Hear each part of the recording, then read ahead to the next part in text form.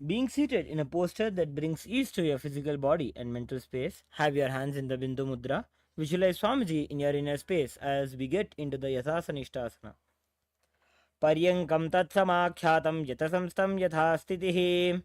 Continue visualizing Swamiji. We want to announce now that for the PSM, the Paramashivoham Level 1, the yoga session has come to an end. You can now get ready for the next session. The next acharyas will be taking over with the further sessions.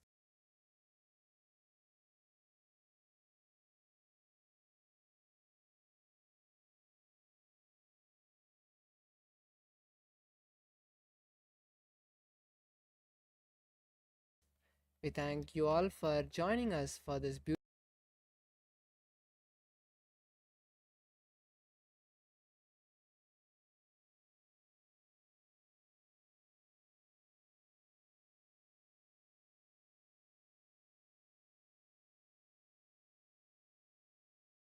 beautiful yoga session. And now we'll be continuing the session for the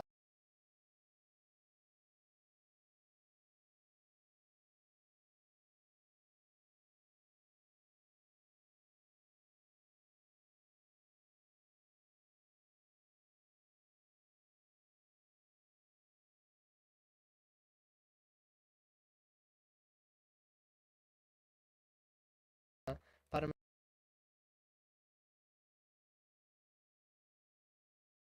Ananda Paramashivoham Om Nithyananda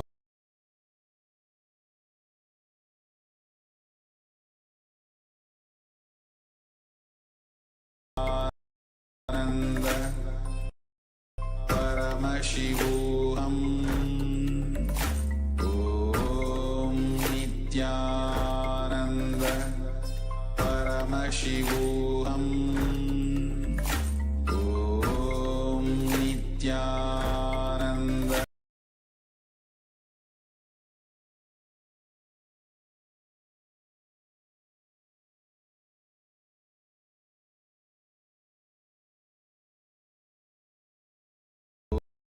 Om Nithyananda Paramashivoham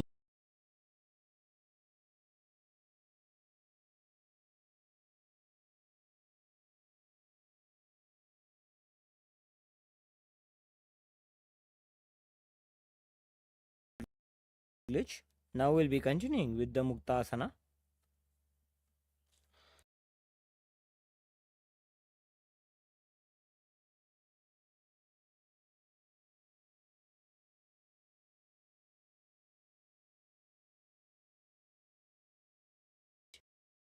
Liberated by the Swamiji. Nipidhyase vinim folk.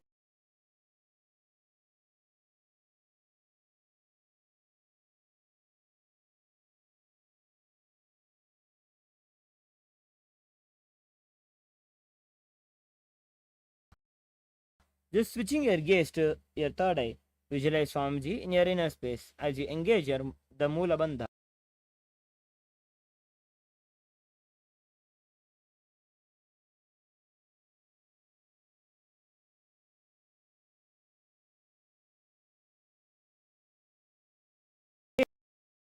To the ground in the front and engage all the three bandhas as you visualize Swamiji.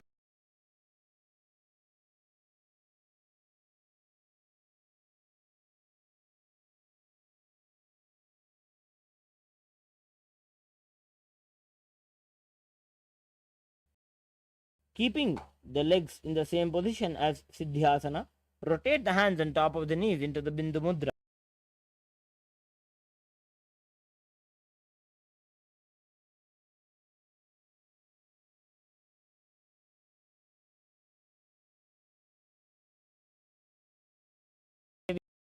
Vididakhe.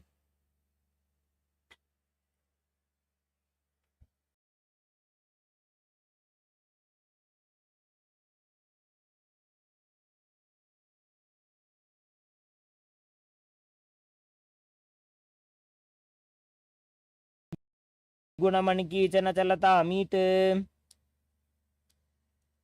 Next, we'll be entering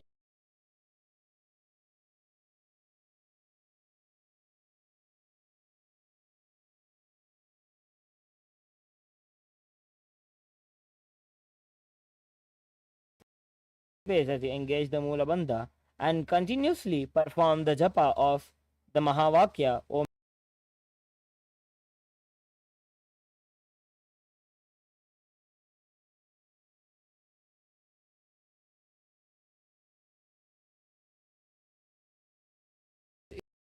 is Bandhayoni asana. Now, visualize yourself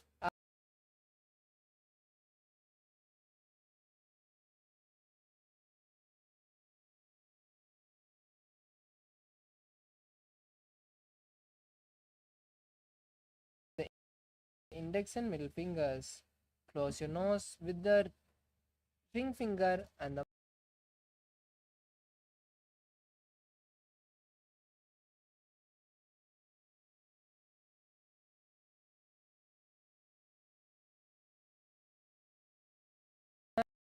is Virasana. Now, be in a seated position with your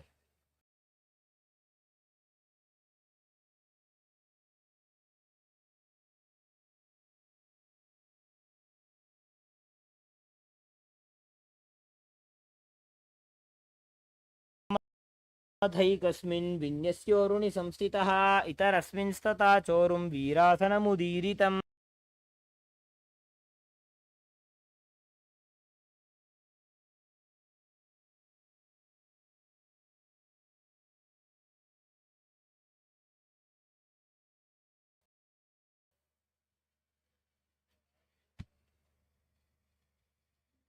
though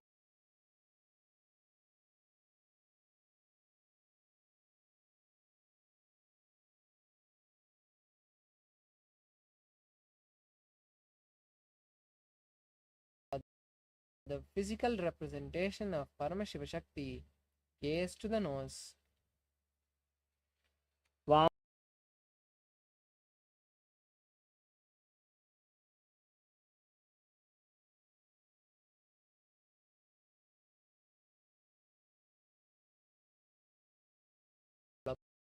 Bandha.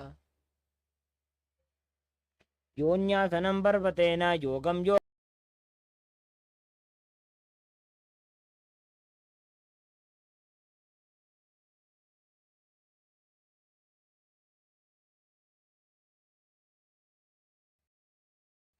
Keep the hands on the feet. Visualize Lord Veerabhadra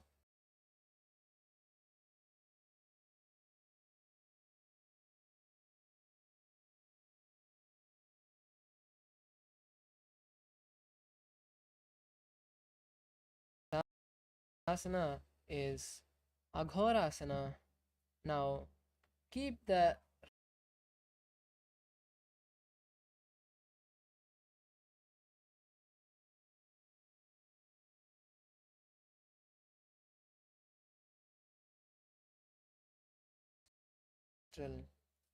gaze to the third eye.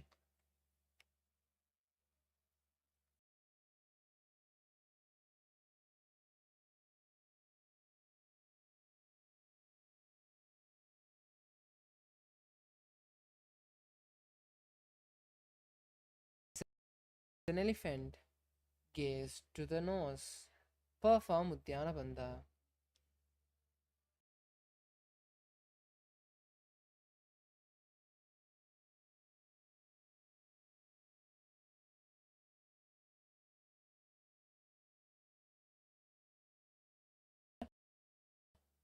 And insert the hands through the gaps of the thighs and calves. Then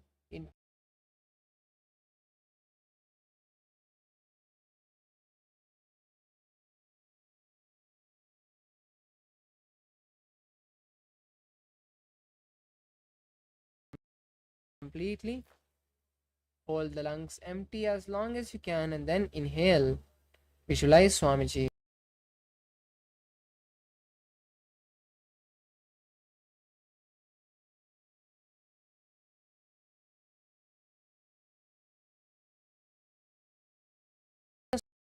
soles of the feet together. Insert the hands, fold the hands around the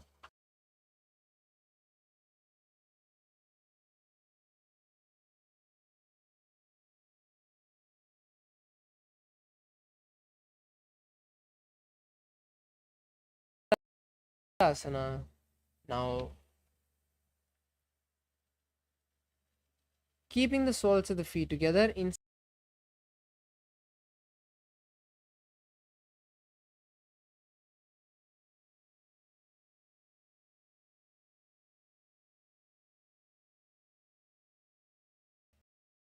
दोवू पगतली जोड़ी संपुट करे. next asana is Vishishtasana.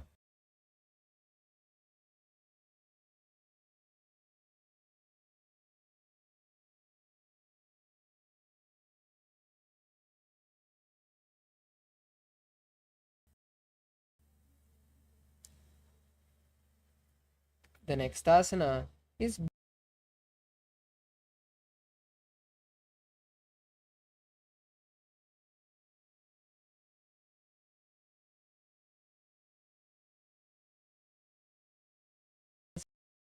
behind the neck.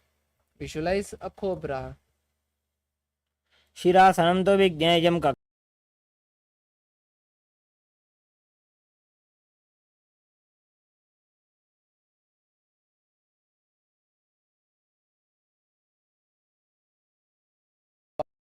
Goddess and gaze to the nose. दोवू हाथ पग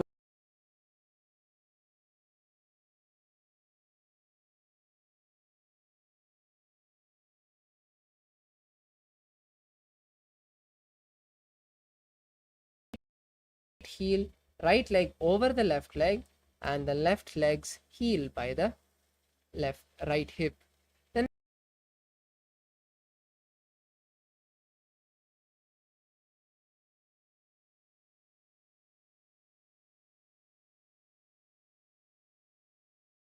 sound. वामपादं चितेर्मूलं सन्यस्य धरणीतले पाददण्डेन या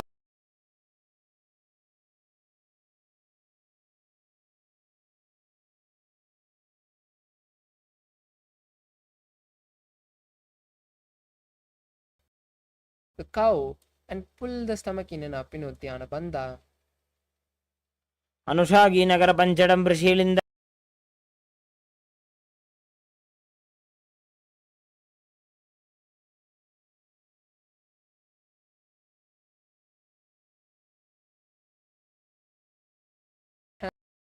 Hand on the left thigh, then place the left hand on the right thigh.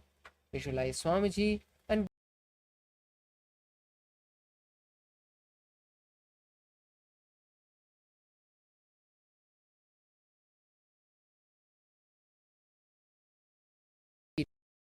with both the hands and slowly lean down, placing the forehead on the floor.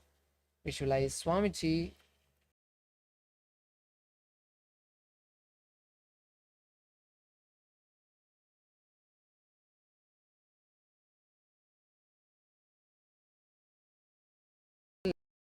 left knee. Visualize Swamiji and perform the Mahamudra Bandha.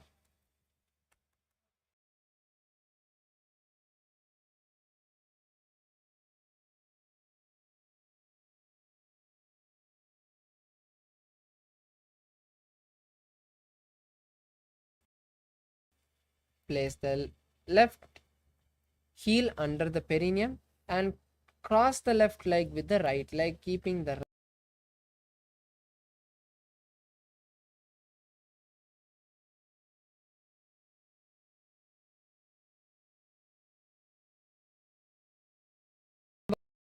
Vaka.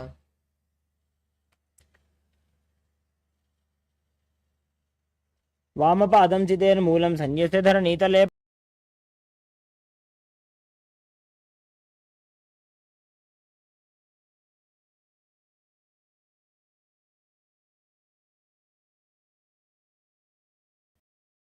Slide the heel outside of the hip and place both the hands on the top knee. Visualize the face of a cow and perform Uddiyana.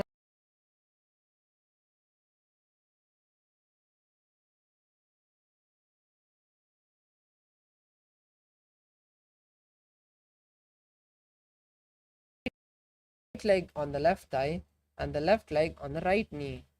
Then keep the right hand on the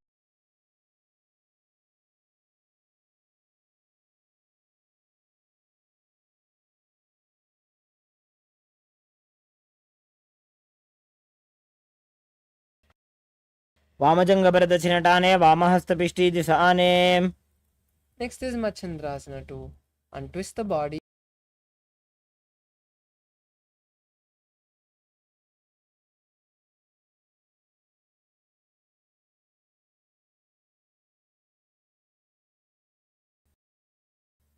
Next, raise up and interlace the fingers and place them on the right thigh.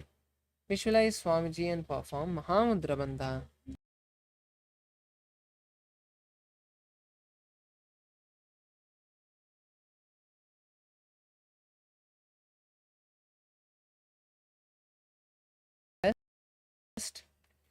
And wrap the legs holding onto opposite knees. Visualize Swamiji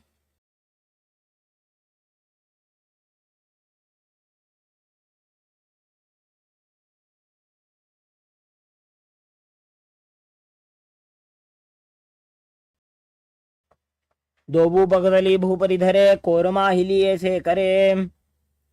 Next is Bodha Shokasana.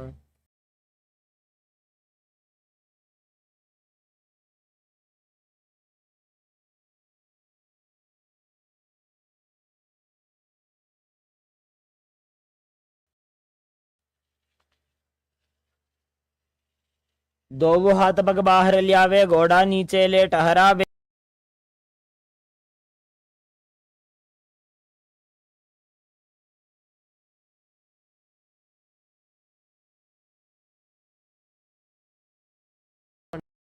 To opposite elbows.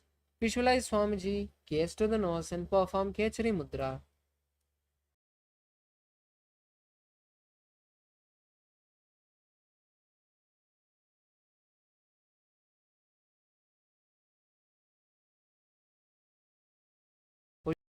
Position. Visualize the great sage Sumati, gaze to the nose and perform Kechari Mudra.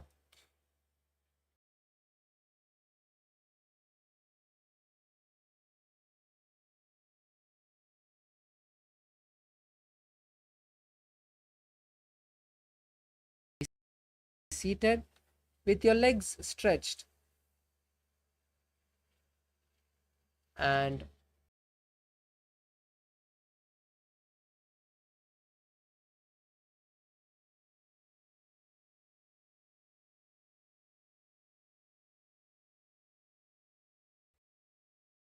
इदानीं गर्भिणीनां योगाभ्यासो यथा लघु सुखप्रसवलाभाय प्रोच्यते प्राक्तने पथि. now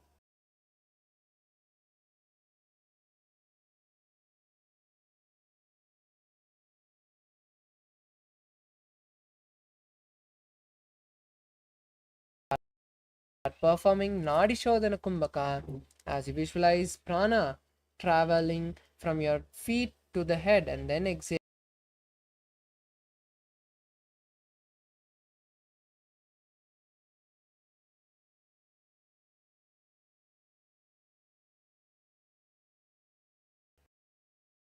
Bring the knees apart, then wrap the shins and hold the soles with the respective.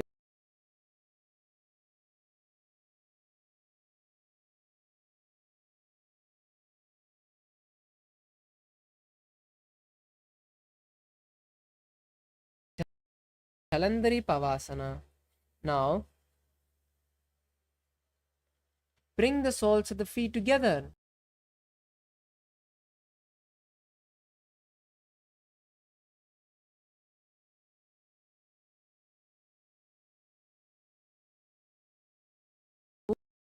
Urdhva Paschimottanasana. Now place one leg behind your neck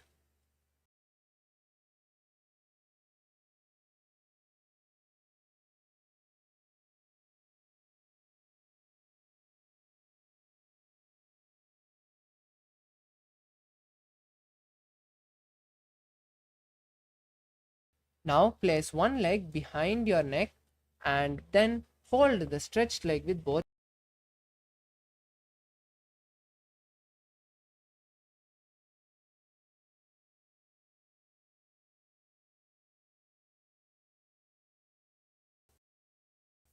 Lie down on the back with the leg still behind the head. Hold the leg with the opposite hand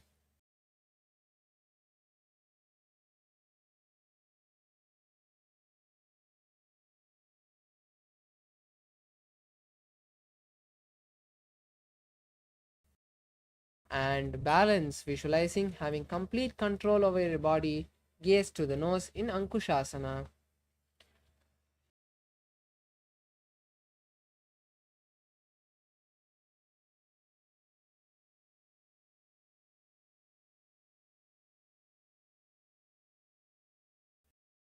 Rock from side to side. Visualize Swamiji in your inner space.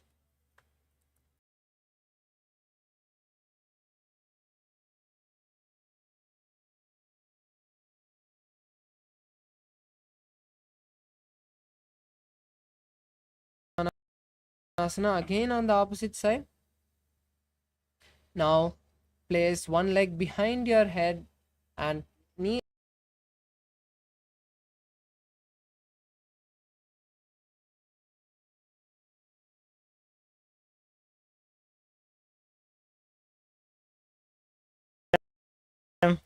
Now lie down on the back with the leg still behind the head. Hold it with the opposite hand. Keep your leg on the floor. Visualize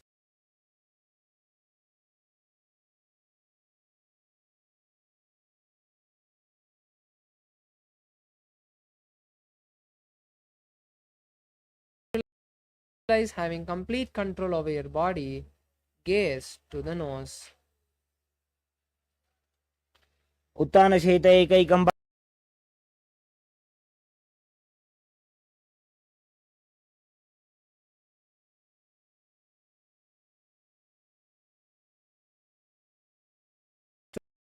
To the nose. पादाभ्यां वेष्टयेत् कण्ठं हस्ताभ्यां पृष्ठबन्धनम्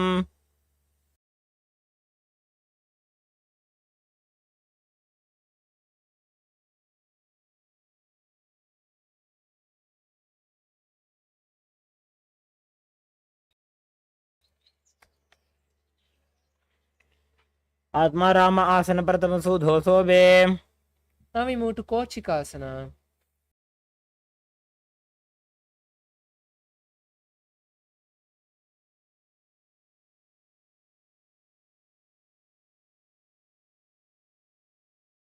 Keep the legs vertical towards the sky. Visualize Swamiji and gaze to the nose.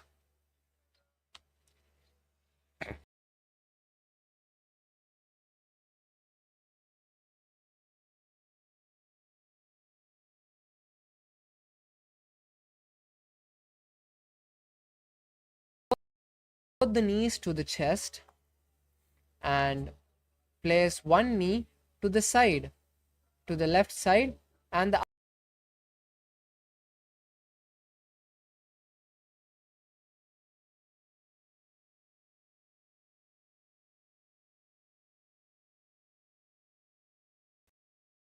and hold it turning to the opposite side.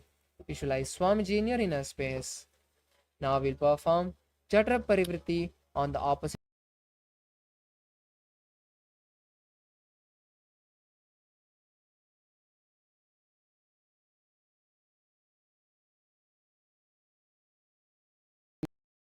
One leg to the side and keep the other leg stretched. Keep the hands at the shoulder level. Then bend the other leg to the same side.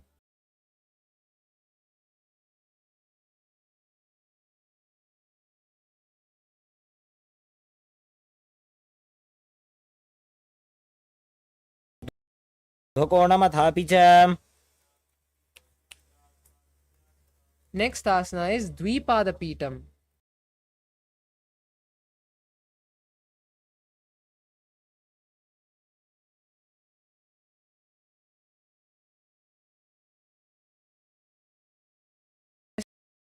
to the nose. प्रतिक्रियायुतं द्वन्द्वपीठः सर्वबलप्रदं गर्भिणी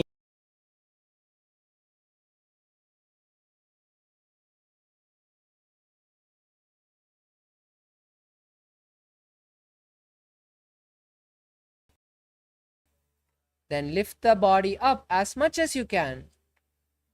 Then visualize a sturdy stone furniture.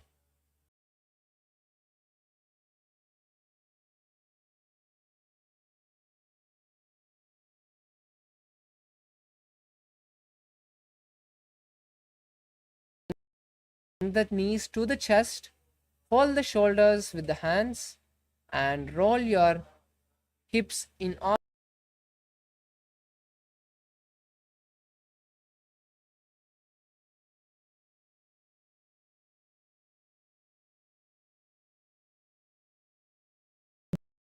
जानुनी सम्मील्य नाभुवानीज. Now we move to Viparita Nrittasana.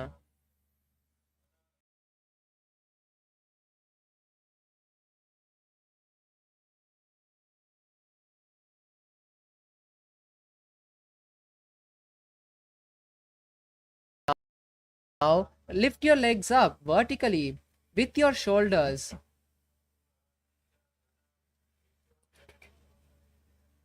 and balance on the shoulders, keeping the hands straight. Start making a circular motion, visualizing Swamiji. भूतले सशिरो दत्त्वा खेनये चरणद्वयं विपरीतकृतिश्चैषा सर्वतन्त्रेषु गोपिता. Now we move to the next asana, Viparita Nrittasana 2. Now just stop the rotation of the legs and continue to be in a stable position with your legs in the same position. Visualize Swamiji in your inner space.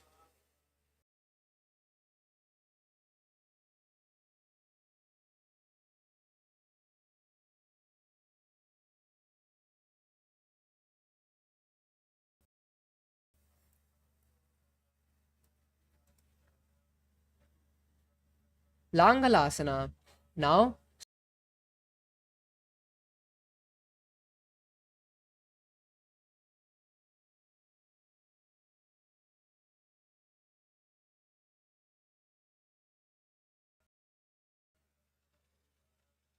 नरकासने स्थित्वा नासिकाप्रदेशे भूमौ पादपृष्ठे स्थाप्य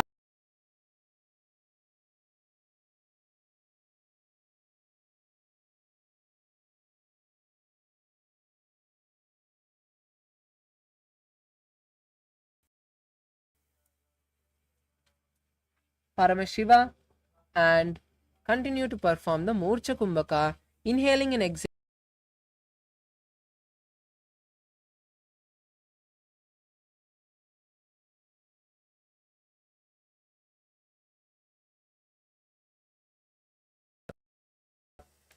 Hands on the legs, slowly open them apart, visualizing Swamiji.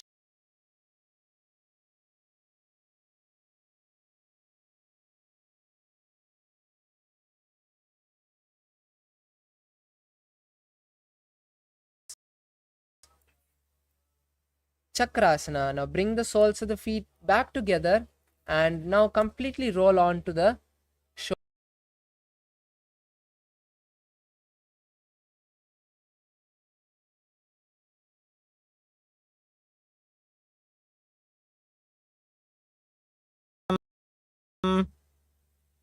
Next asana is Supta Prasadita Padangushtasana. Now bring the soles of the feet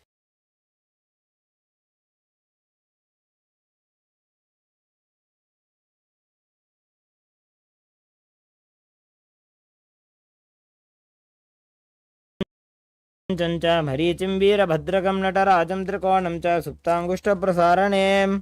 Now relax and bring the legs together in Supta.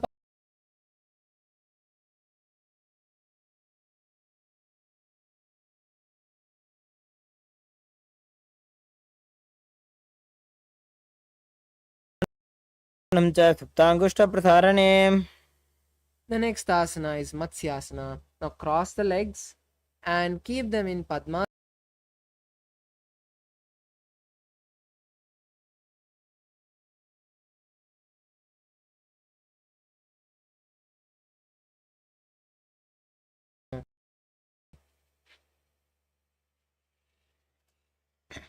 मुक्तपद्मासनं कृत्वा उत्तानशयनं चरेत्.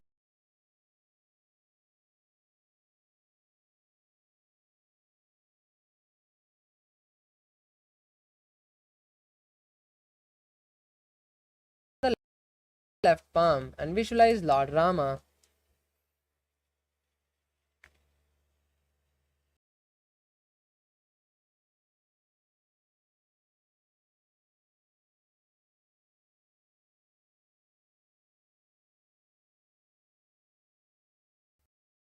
With the legs in Padmasana, raise the hips from the shoulders up and balance the whole weight of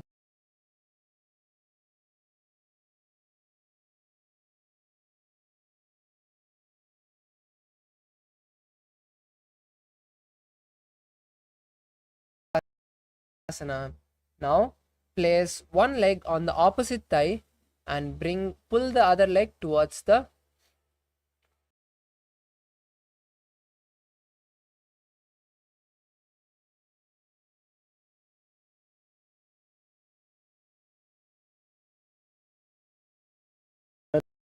प्रथमशयन सूधो शीशिके सन्धि सुदाखे. next asana is Vrikshasana on the opposite side. Now switch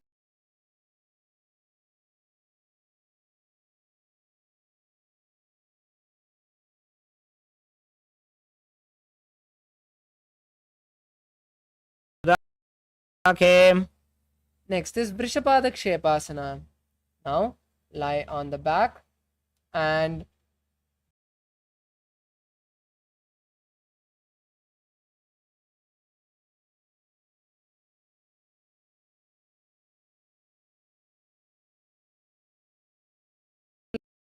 lie Swamiji.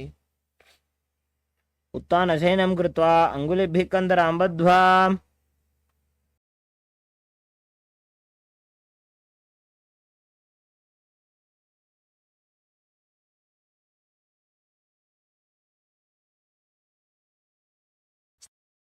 Start performing the Sahaja Kumbhaka. श्रोतानवत्संस्थितिः कृत्वा जानुद्वयं पर्यायेन कर्णयोः.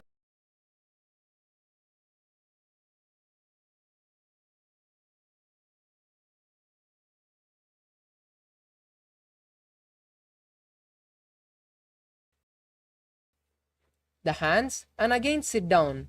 Repeat this again and again, visualizing a wood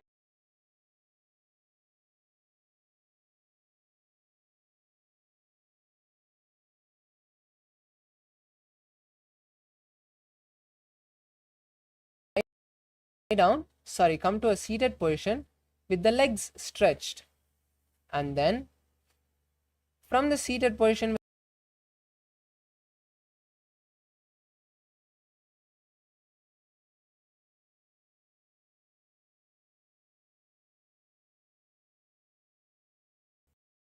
is Saratasana. Now lie on your stomach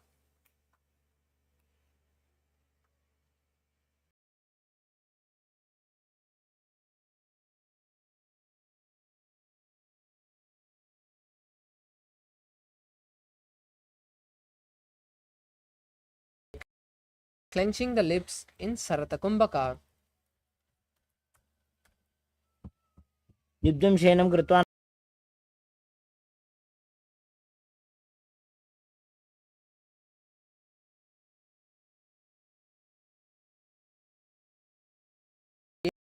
Again and again, visualizing yourself gone beyond the body and mind. हस्तद्वयं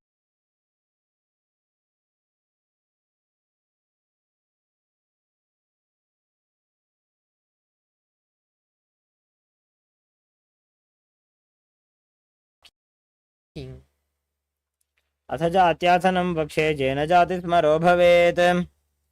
Next is Lolitika Karna.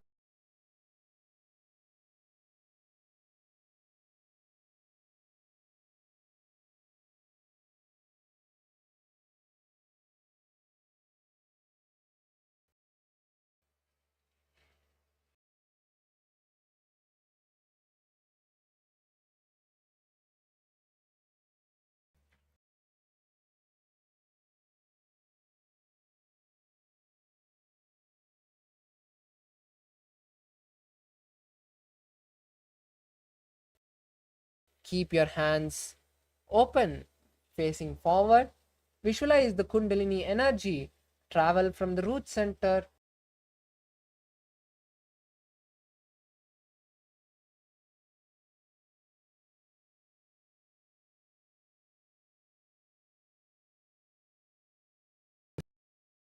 Sadhanasana. Now lean down and place your hands under your feet from the front of the foot.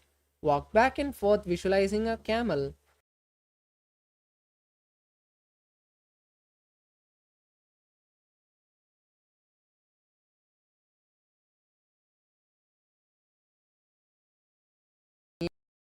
The feet from the side and walk back and forth, visualizing a horse run.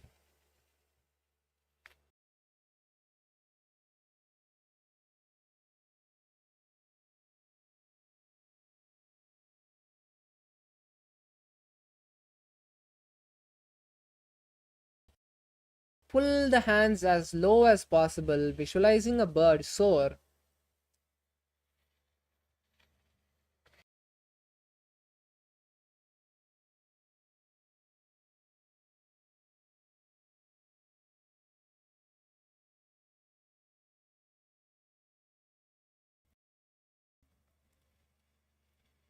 And bring the palms together.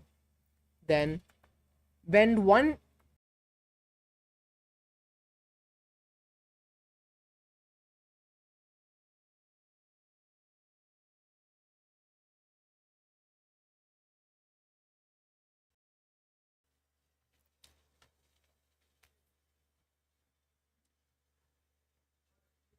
Now we move to Khadgasana.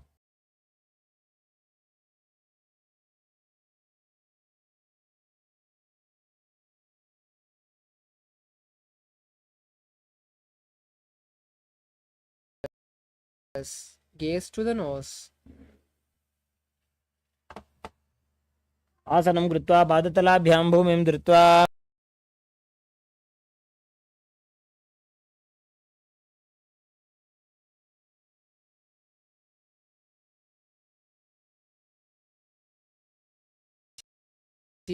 Gaze to the nose.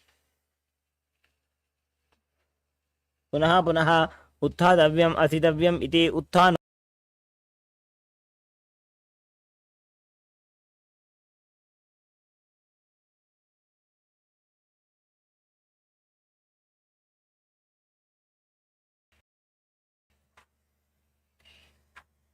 सरलं स्थित्वा ऊर्ध्वं बाहु नयेत्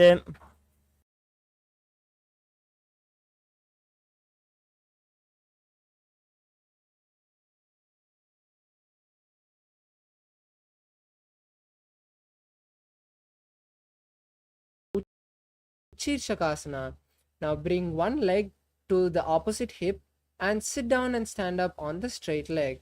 Then switch the leg.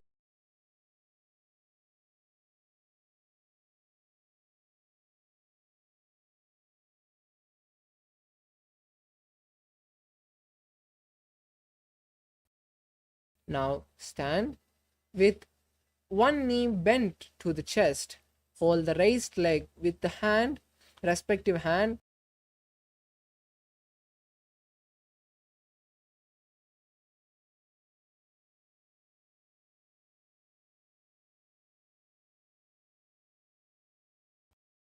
Tandavasana. Now stand with one leg stretched. Sit down and stand up on one leg. Visualize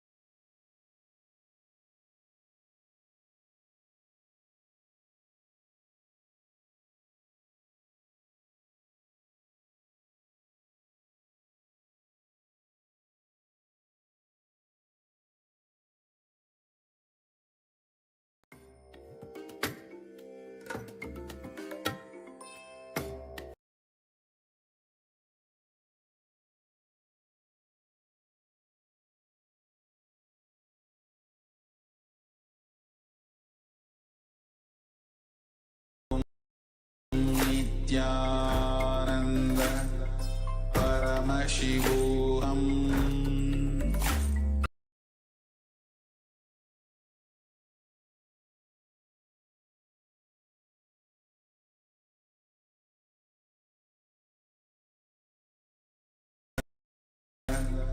Paramashivoham Om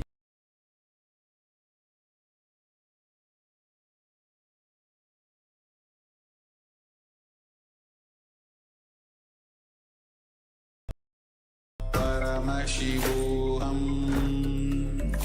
Om Nithyananda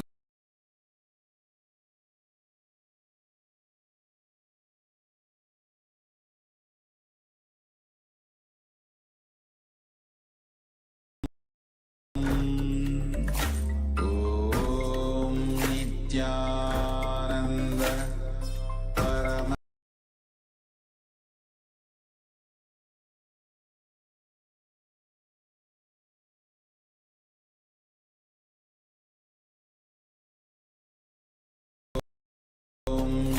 Nithyananda Paramashivoham Om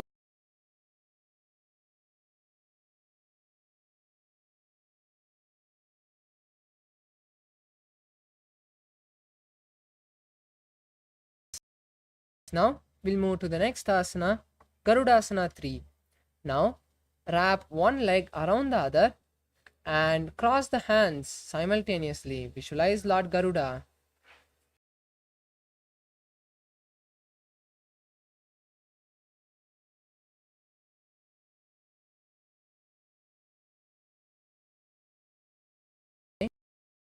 In front of the opposite thigh, visualize Swamiji in your inner space.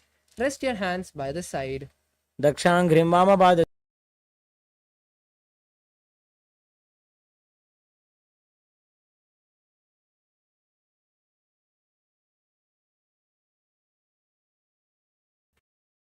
Visualizing a star. एकेन हस्तेन दण्डरूपस्य एकस्य पादस्य अग्रं धृत्वा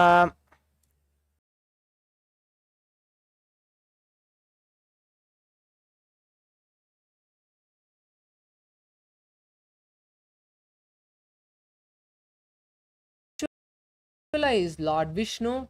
Sit down and stand up.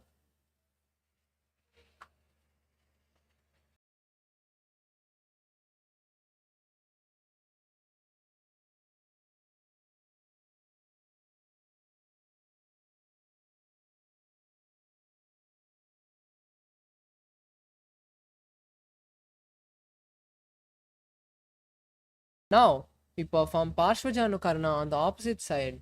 Now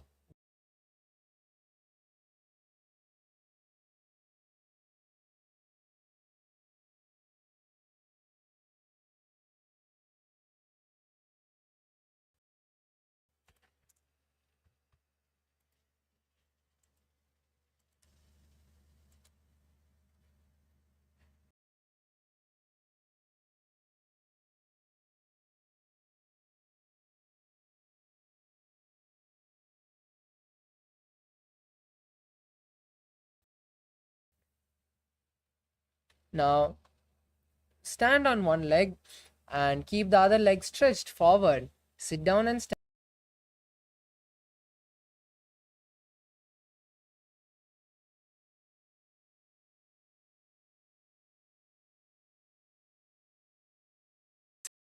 Side, visualize being blessed by Lord Vishnu, by Lord Brahma, and balance.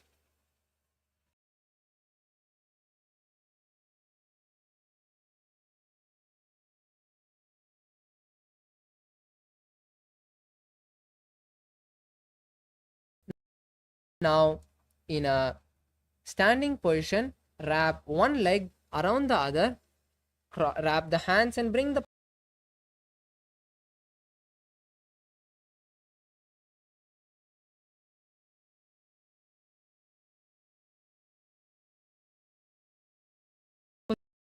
opposite thigh and visualize Swamiji in your inner space. Keep the hands by the side and balance.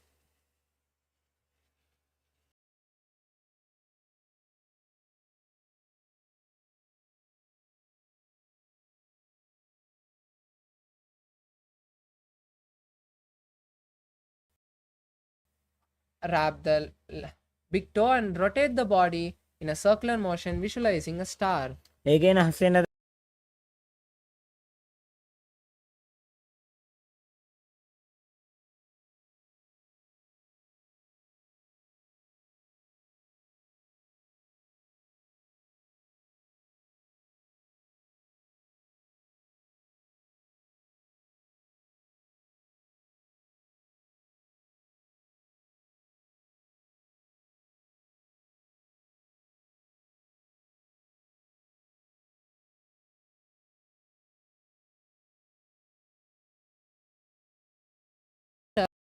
Up, visualizing Lord Vishnu bless you.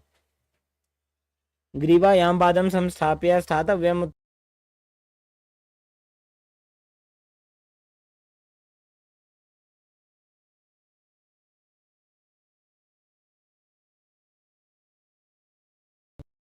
Body after this intense sequence of asanas. Now we move to next asana, Ghora Kanjit.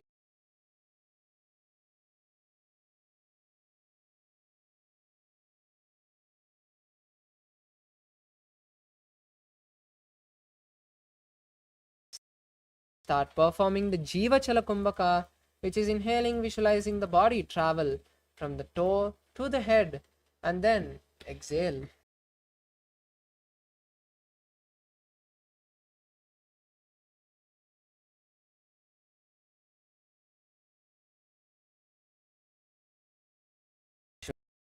Visualize Swamiji.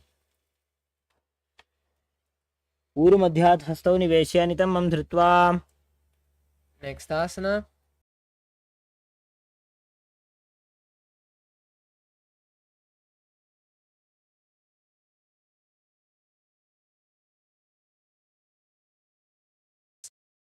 of each of the with the both hands, and visualize Lord Kala Bhairava as you gaze to the navel.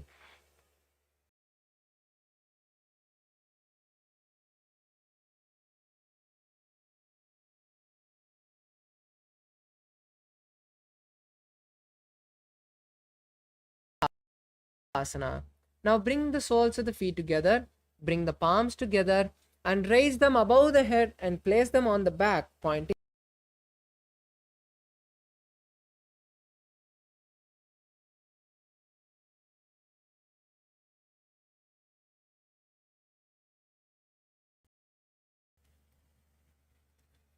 Now we move to Pripitasana. Now fold the toes with the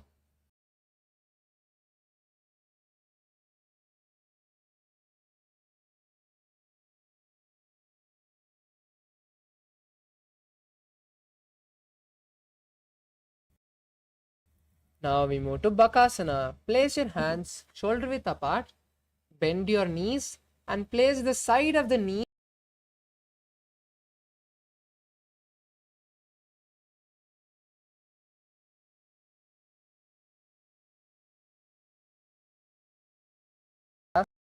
asana. This is an inverted asana, so you can take the support of the wall or a partner. Any participants with any heart disease, pregnancy,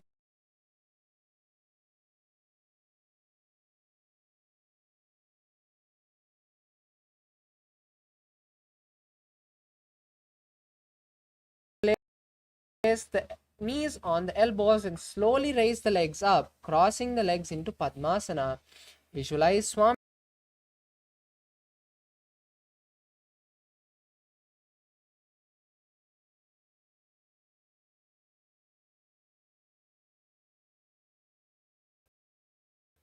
Visualize Paramashiva and gaze to the nose.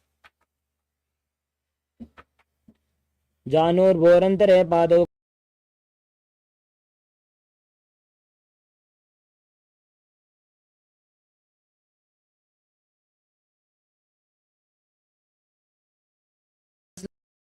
Long as you can, and then slowly come down. Visualize a tree.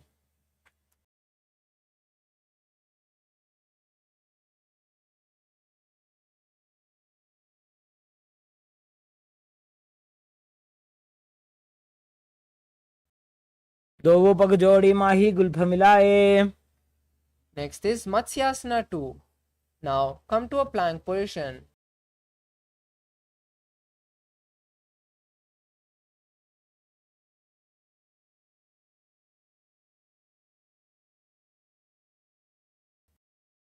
Next is Sarpasana 2. Now keep your hands on the hips and move from side to side, visualizing a cobra.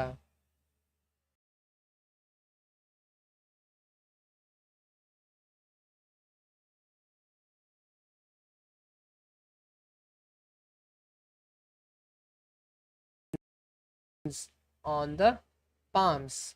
Visualize completely self-supported. Yourself completely self-supported.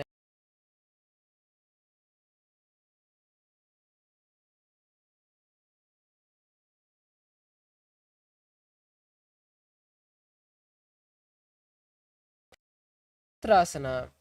Now in the same position, place the arms on the mat and push the entire body, upper body up.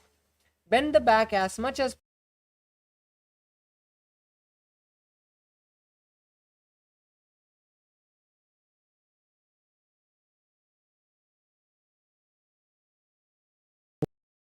भूमिम्बष्टभ्याम्.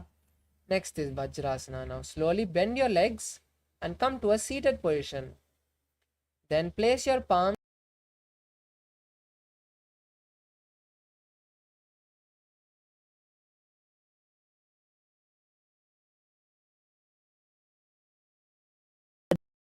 वज्रसमानितो आसनानि सदा कुर्यात् सुदीर्घैरे च पूरकैः.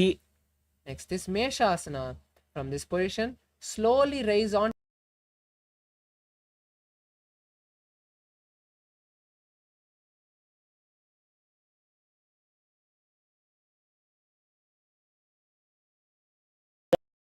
संस्थितो एकैकं बाहुं भूमौ ताडयेत्. Next is Ajasana. Now keep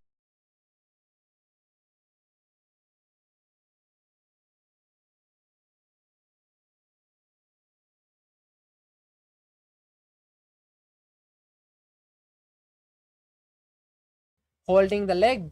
Slowly let it come down. Visualize yourself as eternal.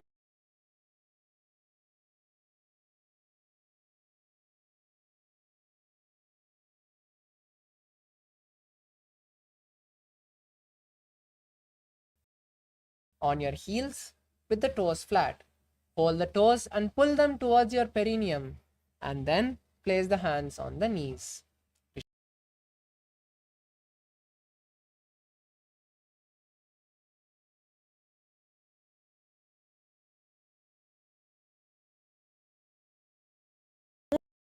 Move your hands in all directions that you feel comfortable.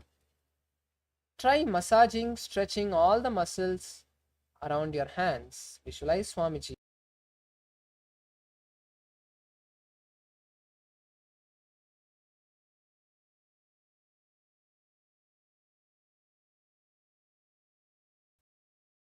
Now keeping your hands on the knees, visualize Lord Garuda.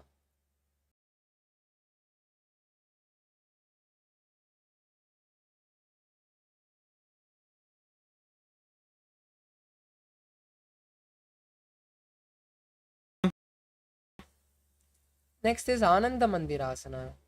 Now bring the heels together and keep the knees apart. Place the hands underneath the respective heel. Visualize a blissful, beautiful temple and gaze to the third eye. अथ वक्षे वीरनाथ.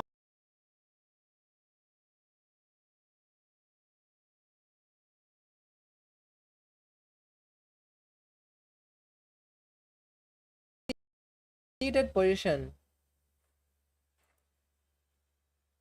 Place your hands underneath the respective heel.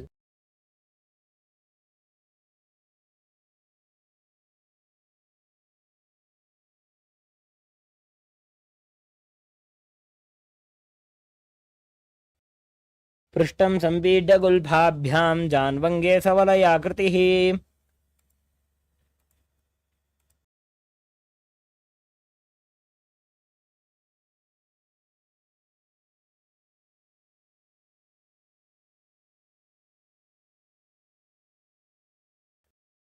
Visualizing Lord Narasimha, lean forward, stick the tongue out, exhale forcefully, and gaze to the nose.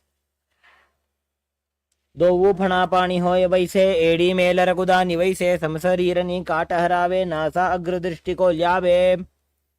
The next asana is Bishrikasana. In the same seated position, raise up, cover your mouth with both hands. Inhale through the mouth, through the nose, and exhale through the throat in Bishrika Kumbhaka. Visualize Goddess Durga and gaze to the nose.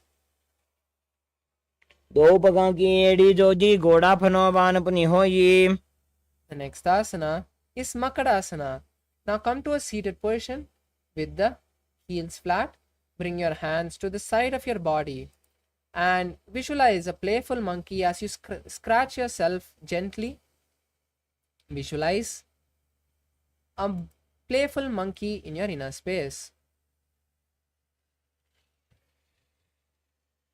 दो पगतली संपुट आने तिनकी पृष्ठि भूमि परिठाने. Next is Vajrashankarasana. Now raise your knees off the mat, coming onto your toes. Sit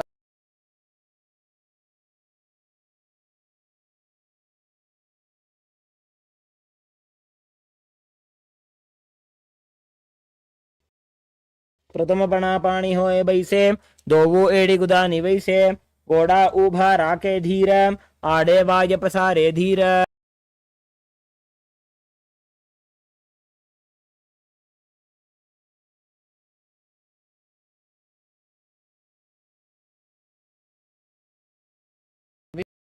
visualize Swamiji healing you as you perform the Udyana Bandha.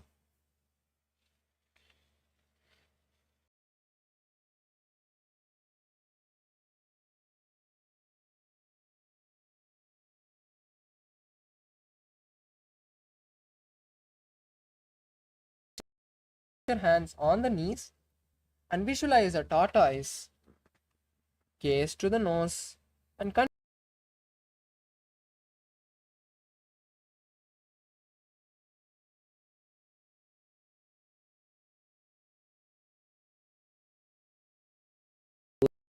Durmasanamitiritham. Next is Yogasana. Now, gazing to the nose, visualize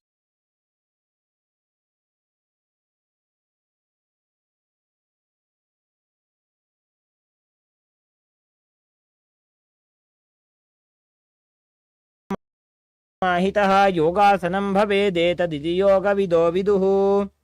Next is Vijogasana. Now raise onto your knees.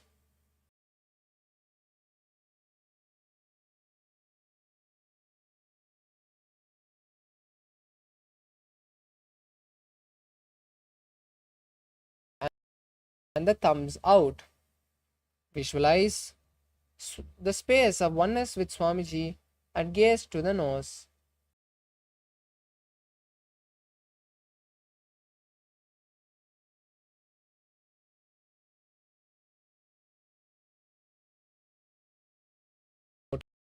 To the next asana, Ushtrasana 2. Now uncross the legs and hold on to each ankle.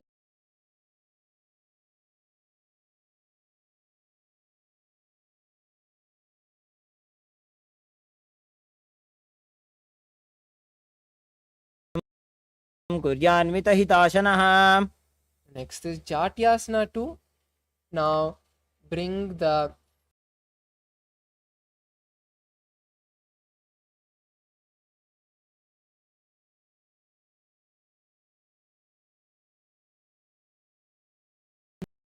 blooming lotus. दो एड़ी संपुट करे.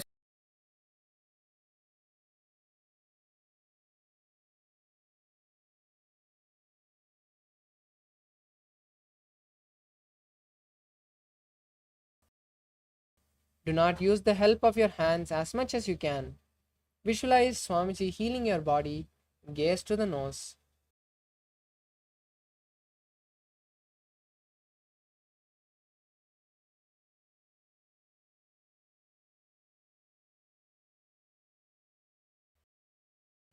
Place your hands on the mat behind you.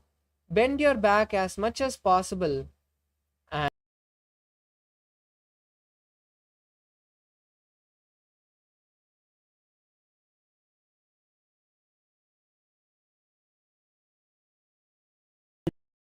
ग्रन्थिदाढ्य सम्पिपादयिषु पुमान्. next asana is Varasana. Now raise onto the knees.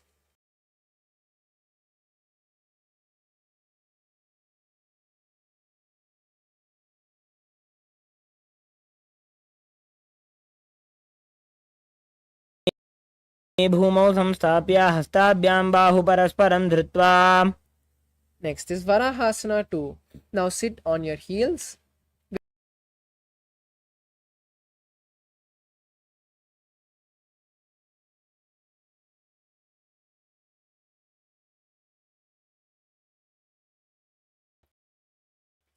सूर्यं चन्द्रं भेदनानि आसनानि निकथ्यते. कूर्परौ भूमौ स्थापयित्वा जानुभ्यामवनिमवष्टभ्य.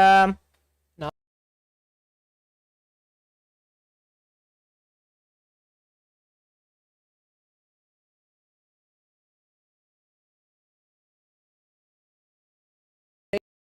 raising your knees off the mat and kick your legs up.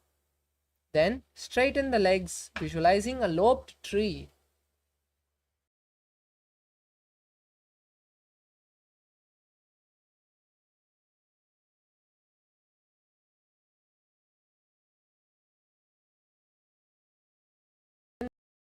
With the heels flat, bend your body and place the forehead on the mat.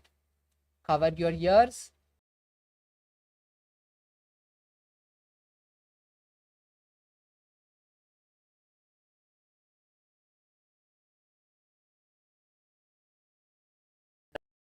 Now we move to Viparita Shalabhasana. Now lie down on your stomach and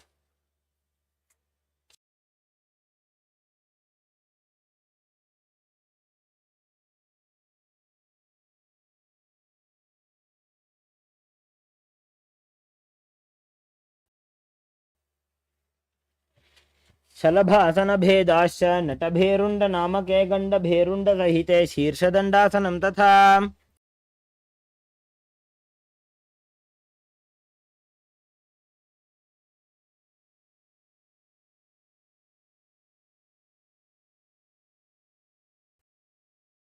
कपालं भूमौ निधाय ऊर्ध्वं पादौ नयेत्.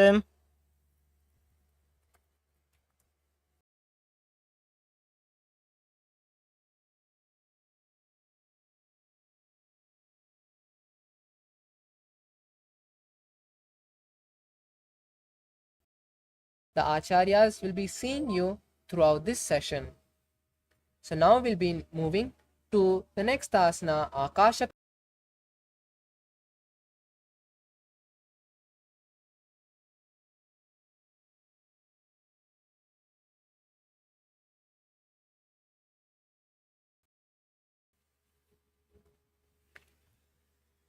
उष्ट्रासने स्थित्वा चरणौ भूमेरुत्थाप्य मस्तकोपरि नीत्वा.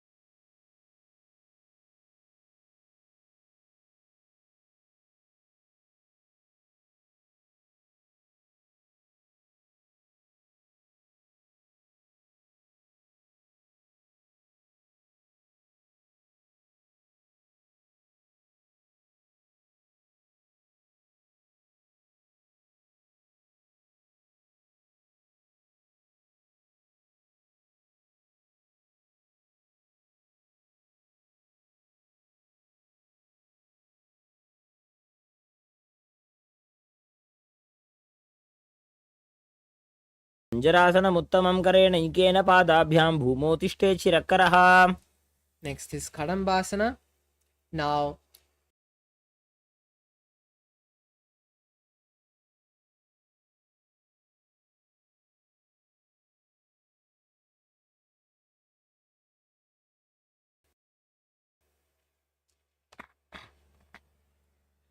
पार्श्विभ्यां भूमिं वष्टभ्य हस्तद्वयेन गुल्फौ धृत्वा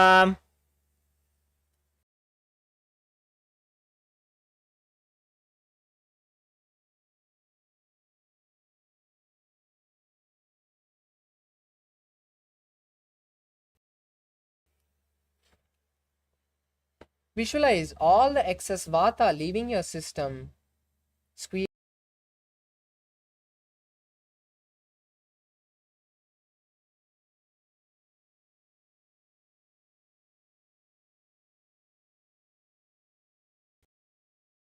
Now we move to Chakorasana. Place one leg behind the head.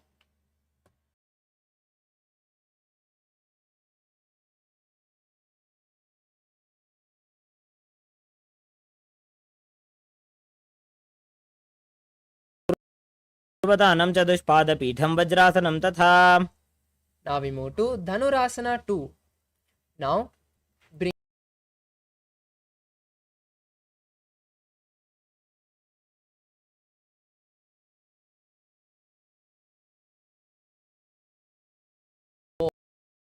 with an arrow. पादाङ्गुष्ठौ तु पाणिभ्यां गृहीत्वा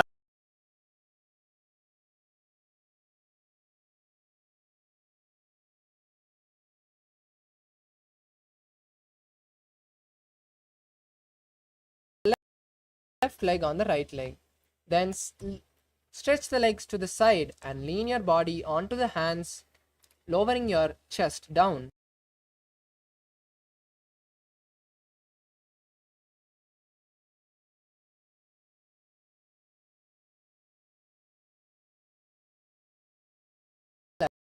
Left shoulder with the hand stretched. Then place the right hand on the right knee and visualize you're a breatharian.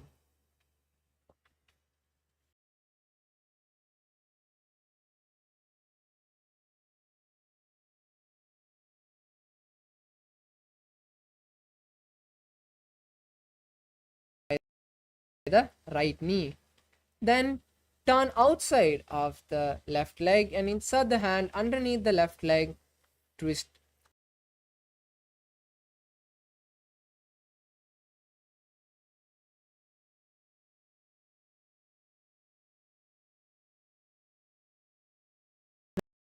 यास्तु पार्श्वमत्स्येन्द्रमुत्तमम्.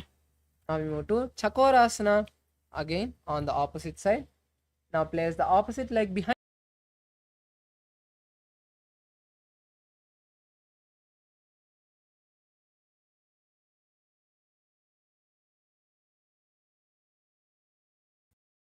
Now we move to Dhanurasana 2. Now in a seated position with one leg by the perineum, hold both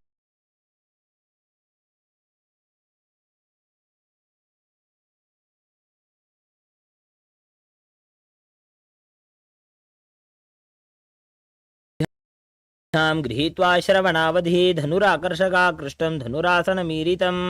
Now we move to Ashtavakrasana. Place your left leg on the left.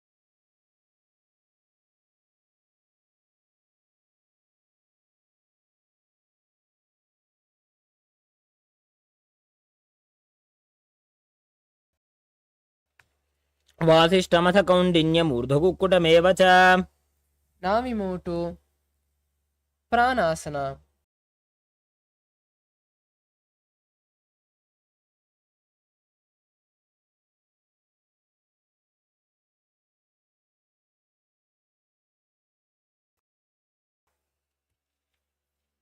एतत् प्रभेदं वक्ष्यामि करोति यस्य चामरः.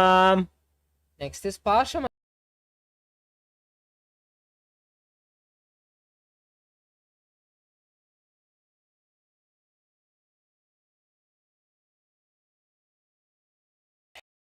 Hand between the gap of the thighs and calves. Wrap the body from the back with the right hand and hold both the hands.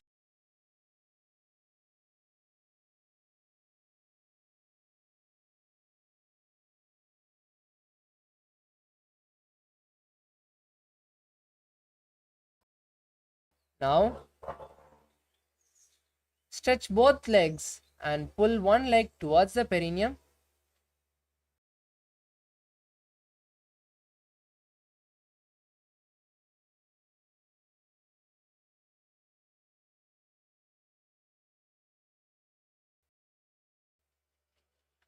एकं पादं प्रसार्य एकं पादस्य पार्श्वनाश्रीवनि सम्पीड्य Next is crown.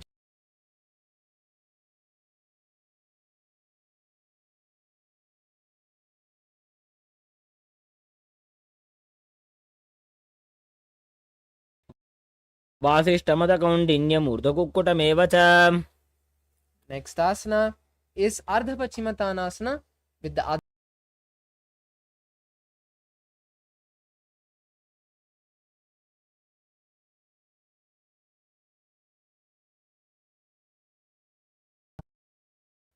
एकं पादं प्रसार्य एकं पादस्य पार्श्वनाश्रीवनि सम्पीड्य Next is Kraunchasana.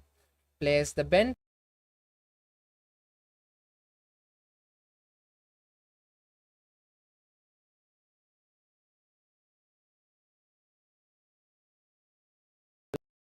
realizing you are a crane. उत्तानपादं क्रौञ्चं च मरीचिं वीरभद्रकम्. Now we move to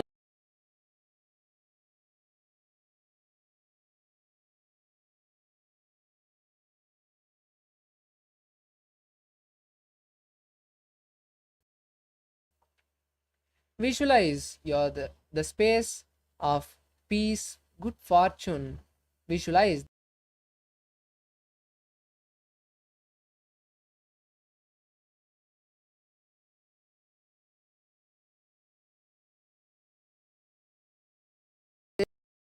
this Gorakshasana. Now keep the legs in the same position. Cover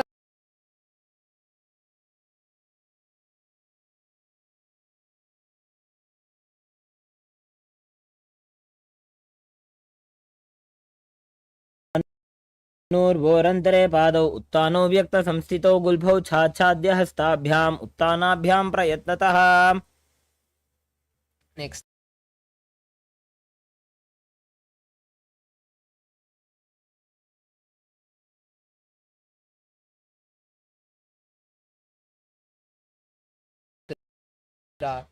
cover the ears with the thumb, cover the eyes with the index and middle fingers, the nose with the ring finger, and the mouth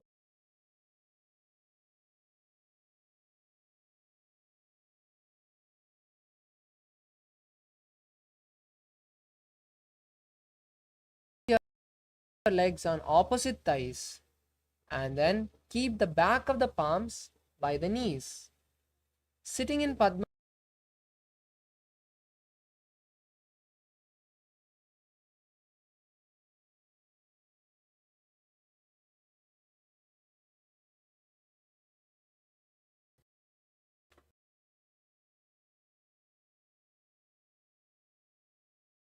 clench the lips and inhale through the clenched lips and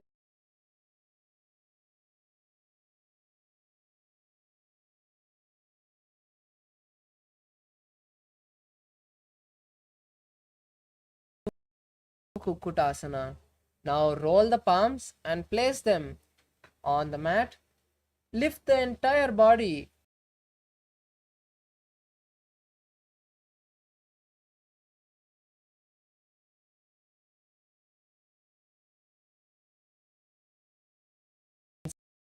Insert the hands through the gap of the thighs and calves between the Padmasana. And do not lift your body. Be seated.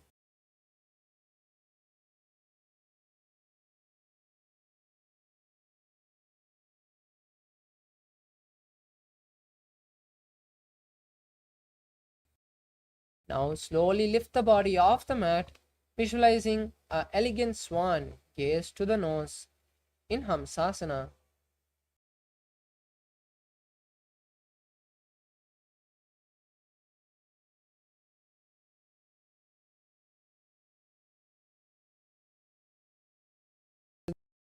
the thighs and calves, lift the buttocks off the mat, interlace the fingers and slowly rest them on.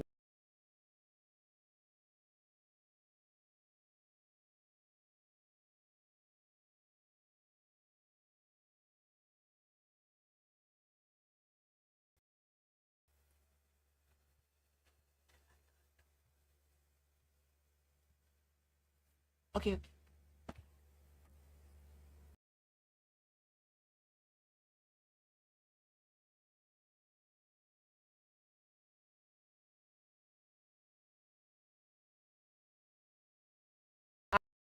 As you do that, place the hands on the shoulders, visualizing a tortoise in your inner space.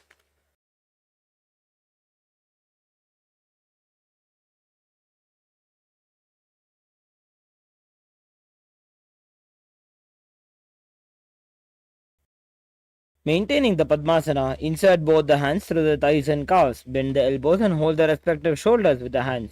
Bend your head down and tuck your chin.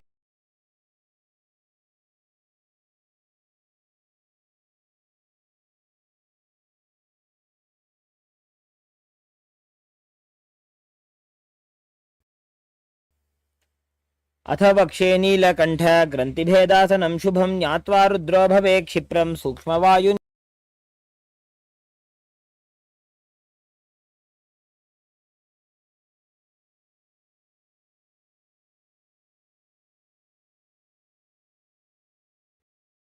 कुक्कुटासनबन्धस्थं कराभ्यां धृतकन्धरं पीठं कूर्मवदुत्थानमेतदुत्थानकूर्मकम्. Now we move to the next asana.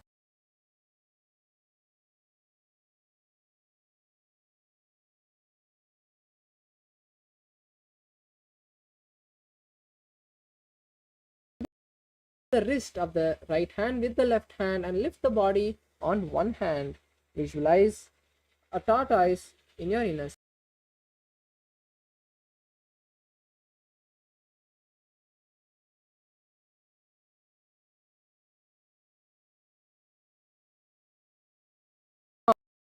Now switch the hands and again lift the body on one hand, holding the hand, lifting the body with the other.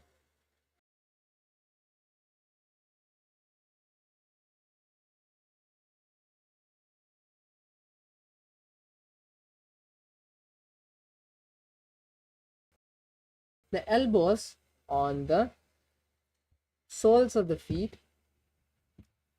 interlace the fingers.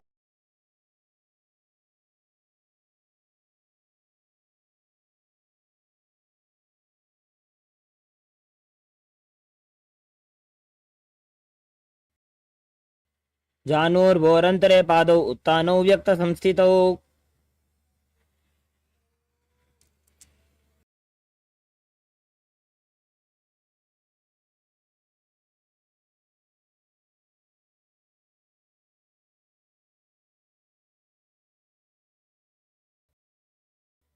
Gaze to the nose and perform the Mahamudra Bandha. Continue to hold the japa Om Nithyananda.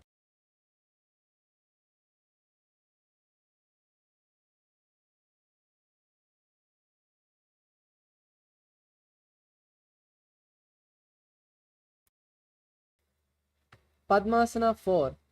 Now release the Mahamudra Bandha. Place the palms on respective knees. Visualize Paramashiva.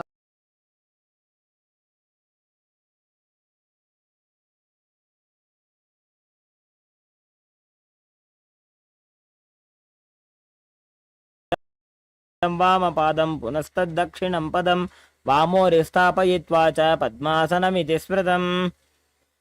The next asana is Karma.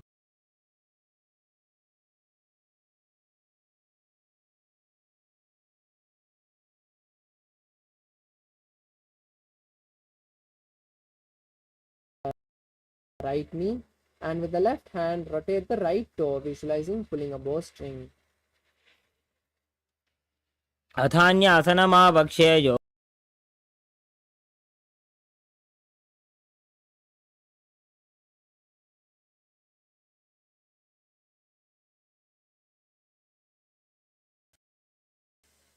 Next is Karmakasana 3. Now tighten the Padmasana, placing the feet deeper into the thighs.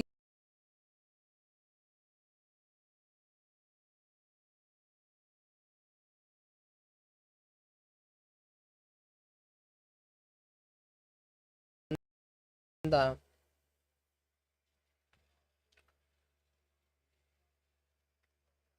कार्मुक आसनमाक्षित्य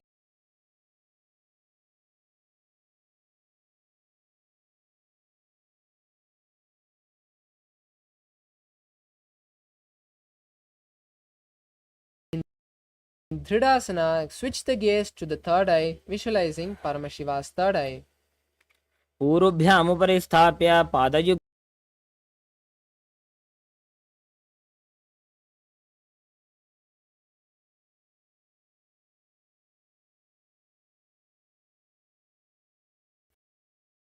And lie down. Visualize a snake in your inner space. Gaze to the nose.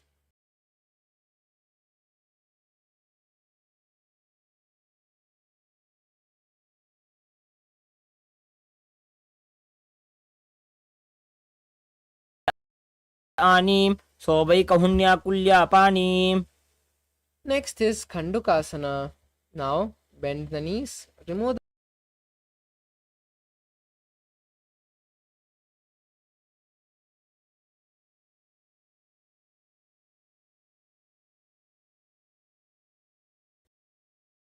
in your inner space. Continue to perform the Mula Bandha. वेत्रासने स्थित्वा हस्तपादान् निष्कुष्य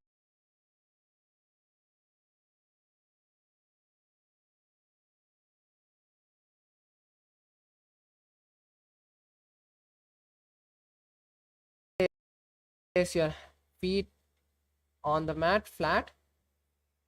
Keep the knees together and raise your hands and interlace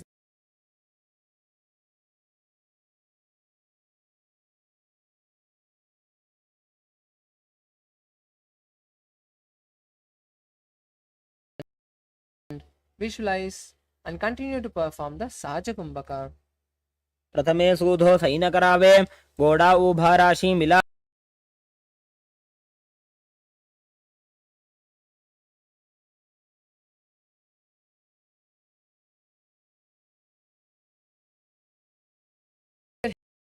Hips as high as you can.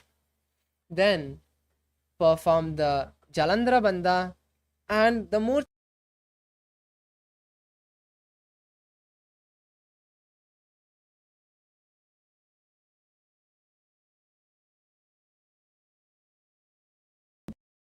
पृष्ठभागमुत्तरमजेत मरकटपीठं भवति.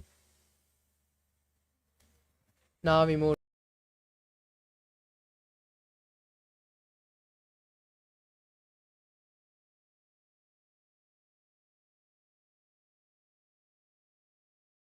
to the nose. Continue to perform the Jalandhara Bandha and the Murcha Kumbhaka.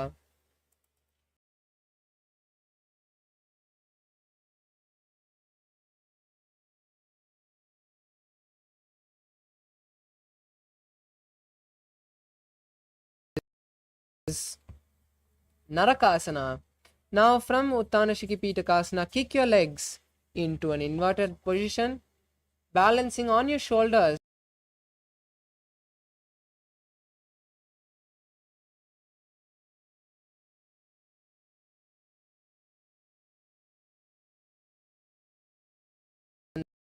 The Paramashivoham in your inner space. ग्रीवाकण्ठेन भूमिं विष्टम्भ पादाग्रद्वयमूर्धमुत्रजे.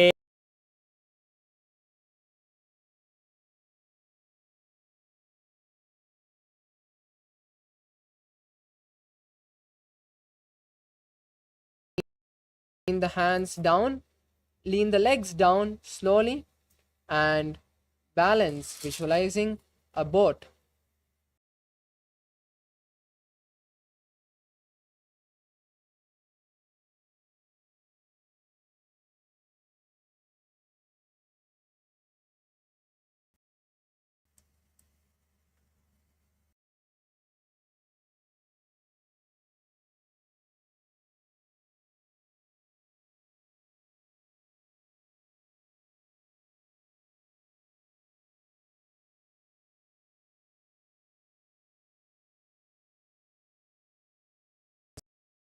all the countries and continue to perform the Jalandhara Bandha and Murcha Kumbhaka.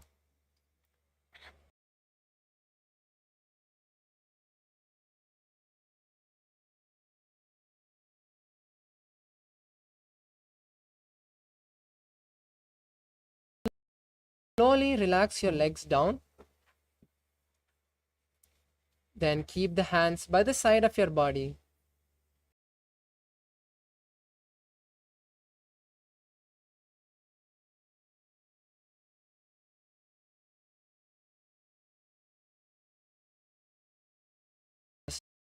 Stomach, your chest, your palms, your forearms, your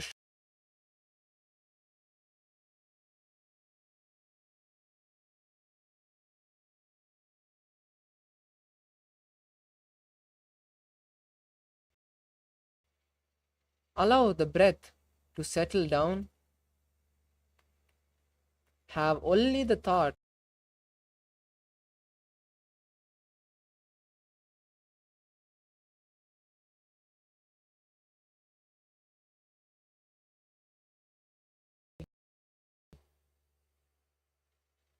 and allow your body to relax after this intense sequence.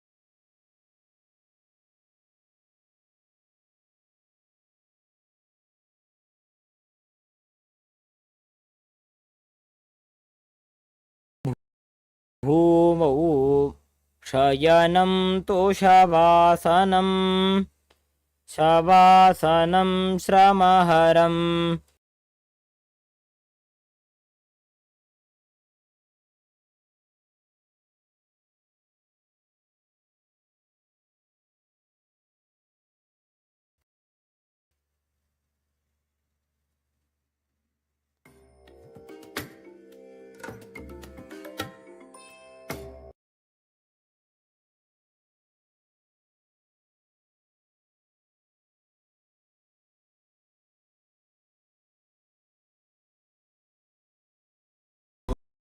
Om Nithyananda Paramashivoham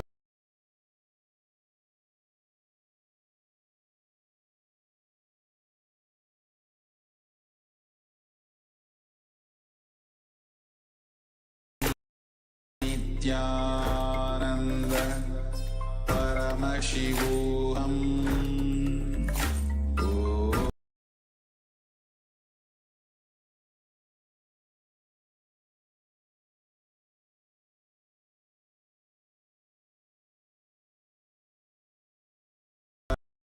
Paramashivoham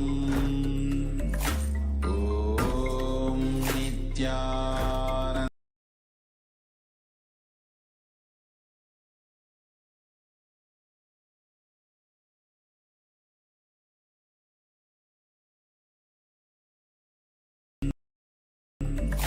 Om Nithyananda Paramashivoham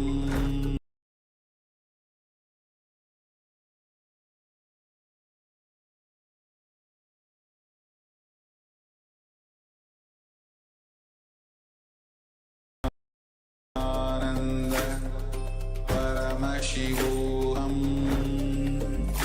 Om Nithyananda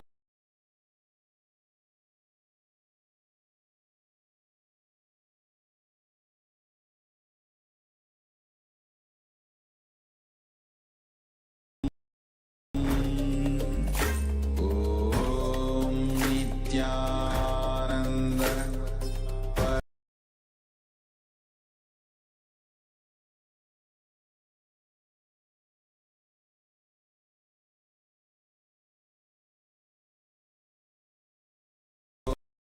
Om Nithyananda Paramashivoham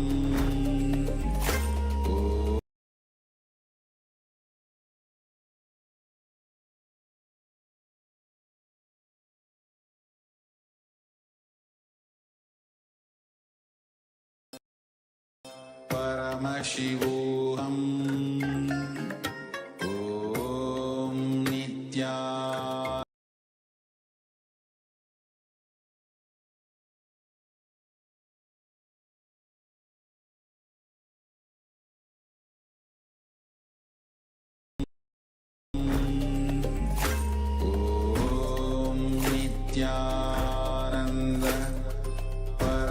Paramashivoham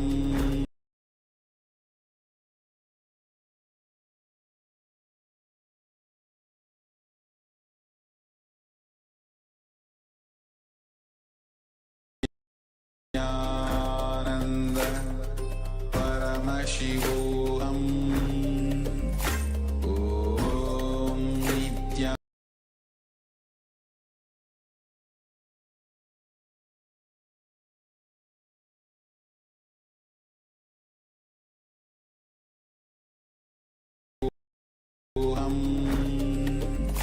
Om Nithyananda Paramashivoham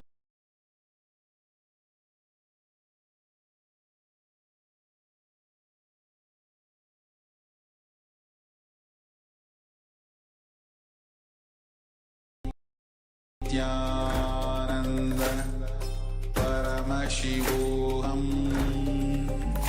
Om Nithyananda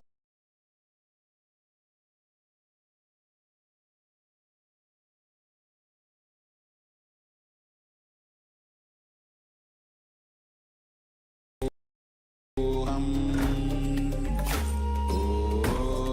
Nithyananda Paramashivoham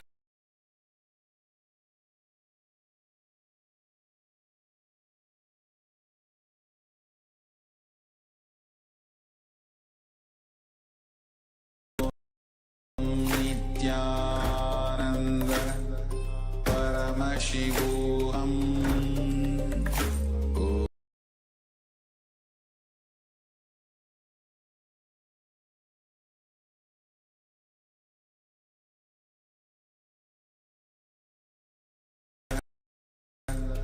Paramashivoham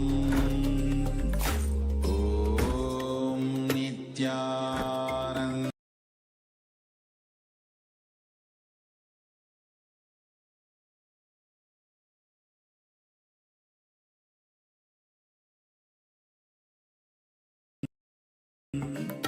Om Nithyananda Paramashivoham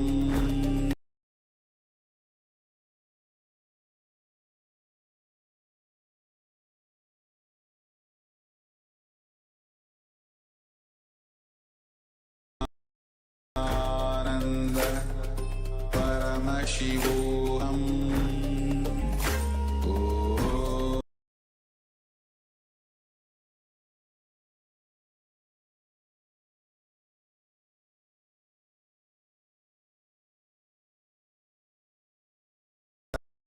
Paramashivoham Om Nithyananda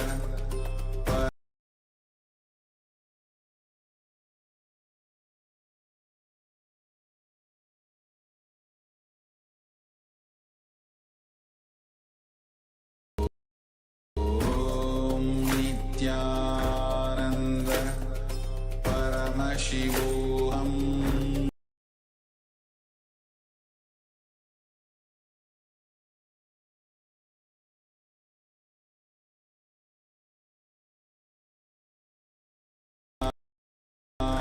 Nithyananda Paramashivoham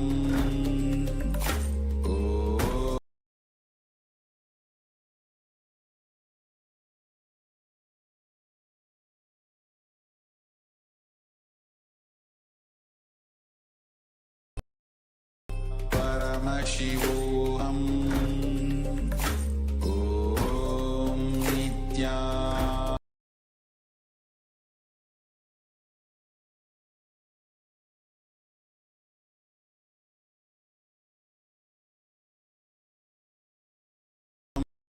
Om Nithyananda Paramashivoham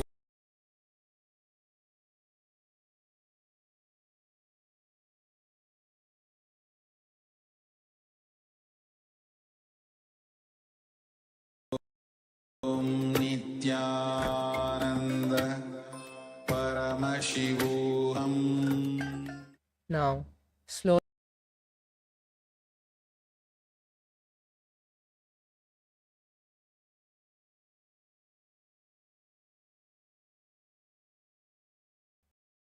your legs, your upper body, your hands, and your head slightly big.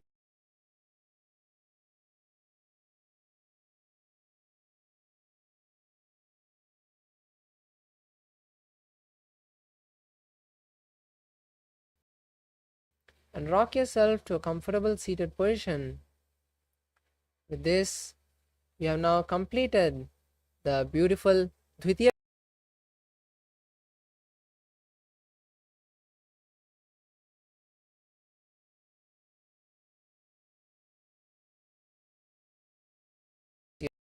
your Aushadha products, your any deities like Atmalinga or Atmamurti.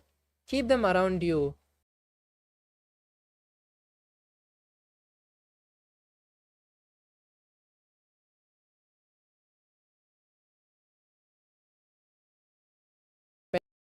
Pen, paper, or anything you are going to note this power manifestation. Record your power manifestation on. And with this, we come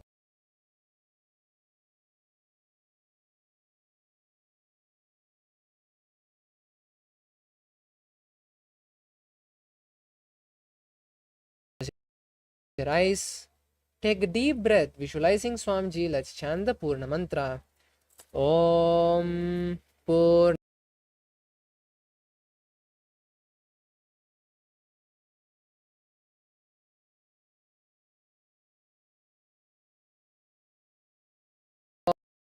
Om Tat Sat Sarvam Bhagavat Shri Nithyananda Paramashiva Padukarpanamastu. Om Nithyanandam.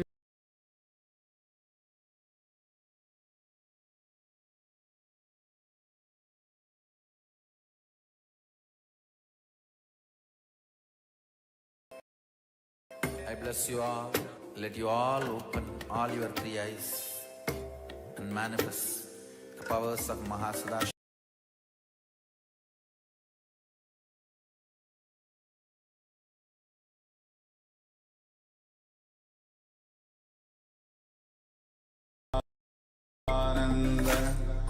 Paramashivoham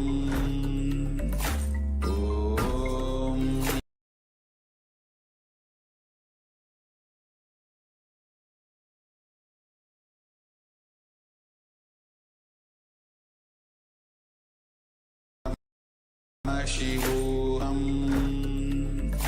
Om Nithyananda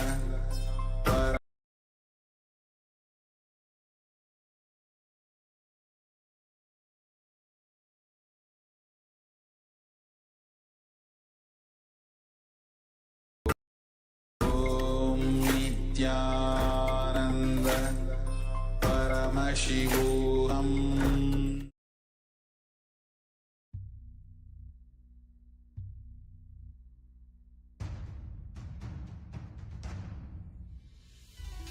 As Paramashiva in Paramashivoham Om Nithyananda Paramashivoham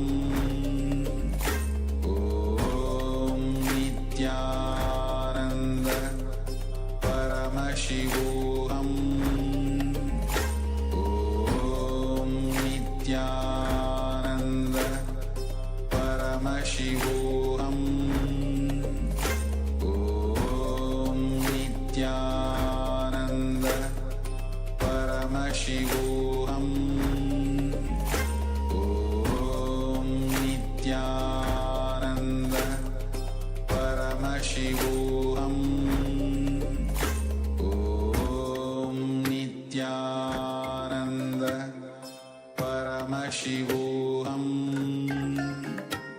Om Nithyananda Paramashivoham Om Nithyananda Paramashivoham Om Nithyananda Paramashivoham Om Nithyananda Paramashivoham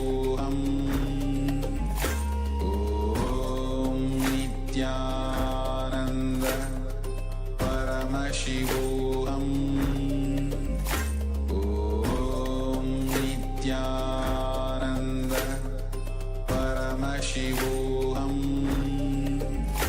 Om Nithyananda Paramashivoham Om Nithyananda Paramashivoham Om Nithyananda Paramashivoham Om Nithyananda Paramashivoham Om Nithyananda Paramashivoham Om Nithyananda Paramashivoham आनन्दं परमसुखदं केवलं ज्ञानमूर्तिं द्वन्द्वातीतं गहनसदृशं तत्त्वमस्याधिलक्ष्यम् एकं नित्यं विमलमचलं सर्वदी साक्षिभूतं भावातीतं त्रिगुणरहितं सद्गुरुं तं Namami.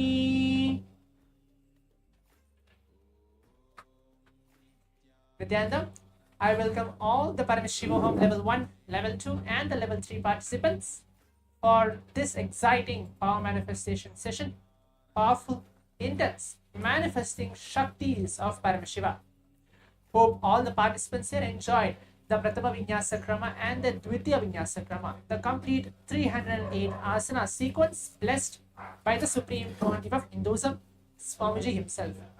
So there is such a yoga which we all had, that where we have been manifesting, rejuvenating our body, mind and our inner space within our system itself. So now let's all enter to the power manifestation, requesting all the participants here sitting in various social media Zoom rooms and watching us live on YouTube as well to please turn on your cameras and please give an intense participation at today's we're entering into this Paramashivoham program season 6.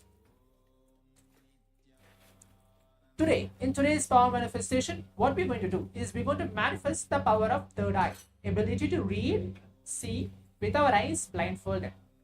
In the previous days, yesterday, day before yesterday, as we have been manifesting more and more Shaktis of Paramashiva, we were able to see Swamiji, seeing just darshan of Swamiji blindfolded, and then seeing colors blindfolded, and seeing various different things blindfolded. That is just a primary level. And now it's going to be a little more higher. It's going to be seeing shapes blindfolded as well. But before that, for all the newcomers who are joining us into this Paramashivoham Level 3 program, Level 2 program and the Level 1 program, any of the participants here who actually know that, who know what is third eye and why we should manifest third eye and what happens when we manifest third eye. For all of you, Swamiji very beautifully tells in a very simple word. Third eye is an intra-organ which is there in all of us, which is there in present in all of us. Here Swamiji very beautifully tells in whoever has a head has a third eye. In 8 billion people, 7 to 8 billion people all over the world, whoever has a head has a third eye. All of us, that means, have a third eye as well. But only thing which you need is an initiation from Swamiji. Blessings from Swamiji that you should realize that, oh, my third eye is awakened and I can do something new than what I'm doing today. And that is what Swamiji is here, who's an incarnation of Paramashiva, Shiva himself, of course, who's here to manifest powers through all of us, giving us initiations, raising our consciousness to the superconscious breakthrough. Through this Paramashivoham program, through the daily darshans which is giving, through various different powerful cognition sessions and so on. So there is a simple basic introduction of what is third eye and how to manifest third eye and what happened when you do third eye. So again, just before entering to the next part of the sequence of the power manifestation, again requesting all the participants to please turn on your cameras and please be seated so that we can have a completely interactive session, and the Acharya who's conducting this power manifestation session will guide you step by step for you to manifest these Shaktis. Because at the end, all of us are initiated into the science of power manifestation. Now let's move on to the next step. If you have an IBAN, pen and paper, please be seated. Please bring that and please be seated. Please bring your IBAN, something to blindfold yourself. Have an IBAN, completely opaque IBAN, so that the light doesn't pass through. Please bring that as well. You can still see many participants named as Toki Zhang, and many other 2-3 more participants. Mei Fing Xing, whose like camera is on, but the person is not being seated on the camera as well. Please give yourself complete participation. Please turn on your cameras as we're beginning to allow Paramashiva to flow through us, to allow Paramashiva to happen through our being. So please bring your IBANs, pen and paper, and please be seated. If you have any of the alchemy products, it can be Atmalinka, Jnananjana, the blessed eyeliner given by Swamiji, any of Swamiji's blessed deities, can be Swamiji's deity, it can be a Shivalinga which is directly blessed by Swamiji, energized by Swamiji. You can bring that as well and keep it in and around you. I can see participant named as Chai Kun as blindfolded. Do not blindfold yourself now. We are just entering into the power manifestation. Just a few more steps and then we are going to be entering to the power manifestation. Do not blindfold yourself now. We're going to go through different steps and then we'll enter. I'll tell you when to blindfold yourself and let's see what the next step of the power manifestation is. So now we're going to move on to the Shastra Pramana, the scriptural reference to manifest Shaktis of Paramashiva. So what are Shastra Pramanas and how Swamiji, our beloved Guru, so Supreme Pontiff of Hinduism, for every initiation, every blessings, every power manifestation experience, he is redirecting it to the Shastras, means from the Vedas and Agamas, which are the source scriptures of Hinduism, where Paramashiva very beautifully tells that this power manifestation or everything which is happening throughout this entire Paramashivoham program is real and it has a benefit in all of us. Yes. So now as you can see, maybe towards the right side of me, there is a Shastra Pramana which is from the Vijnana Bhairava Tantra, directly revealed by Bhagavan Paramashiva. I'll be reciting the verse and the translation for it, and then we'll enter step by step into the science of power manifestation. Kapalantarmano nyasya tishtanmilitalochanaha kramena manasodhadyat lakshayed lakshamuttamam.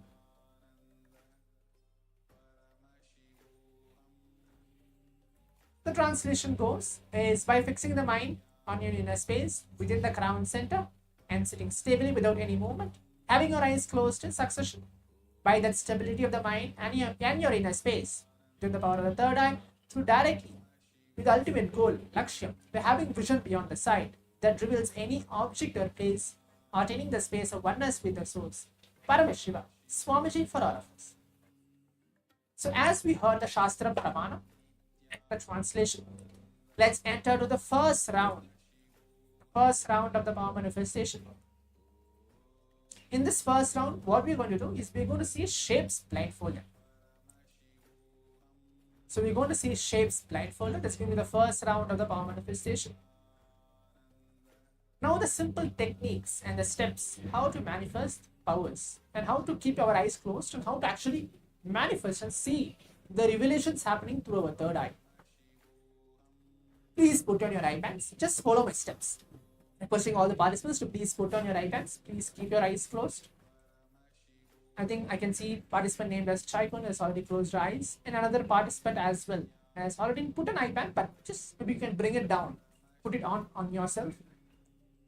Please put on your eye bands. Please close your eyes. Yes. Now what we have to do, just be relaxed. Okay, completely relax yourself. Do not concentrate, do not focus or anything.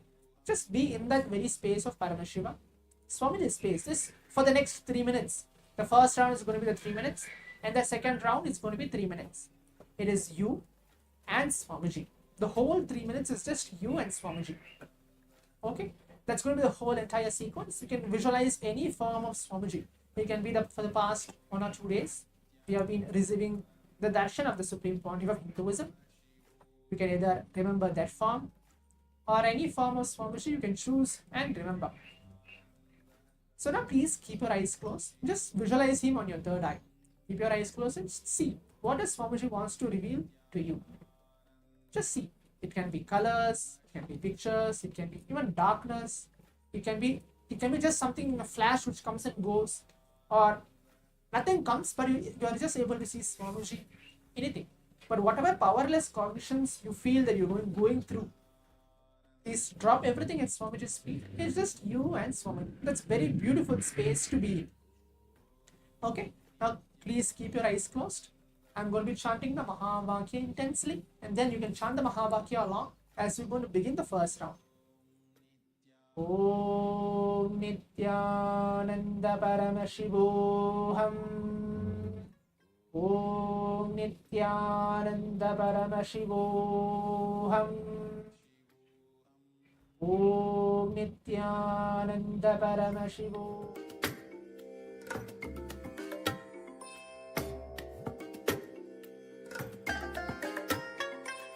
I bless you all.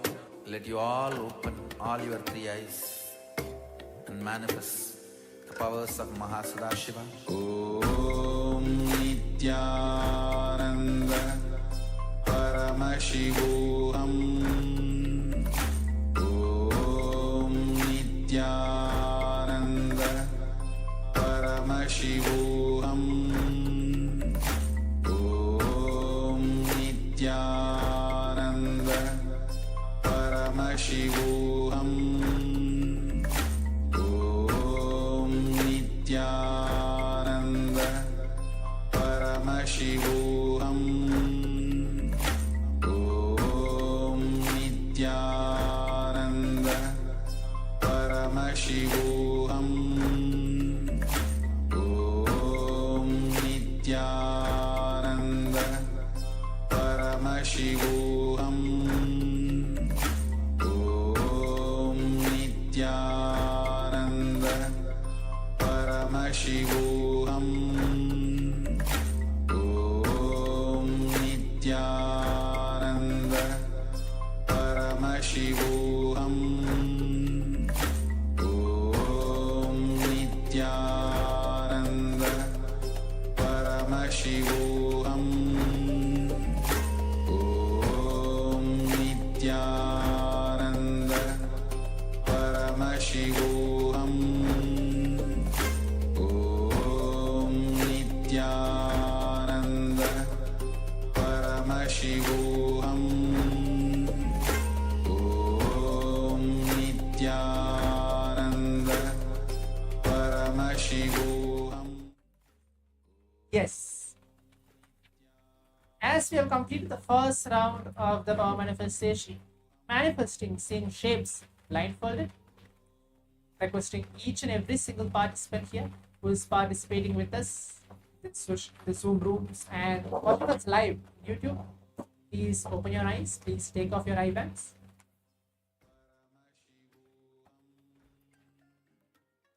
Please open your eyes and please take off your eye bags. Yes. So now let's move on to the next step of seeing.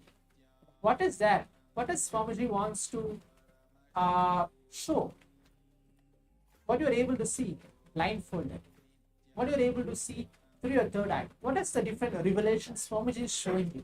I'm sure that each one of us are able to see some or other thing because Paramashiva is flowing through us in a completely unique way for each one of us. Yes, am I right? So please type your answers as well on the Zoom chat, telling yes, this is what Paramashiva is showing me. This is what Swamiji is showing. This is how Swamiji is showing in each and every single one of us. Okay, please start typing it out. You can type your answers as well in the Zoom chat, telling yes, this is what Swamiji is showing me, and this is how Swamiji is manifesting through me. It can be colors, pictures, or you're able to see some or other manifestation. Please start typing. I'll just give a few moments for that before we move on to see what is the image which Paramashiva has for all of us. Please start typing everything down.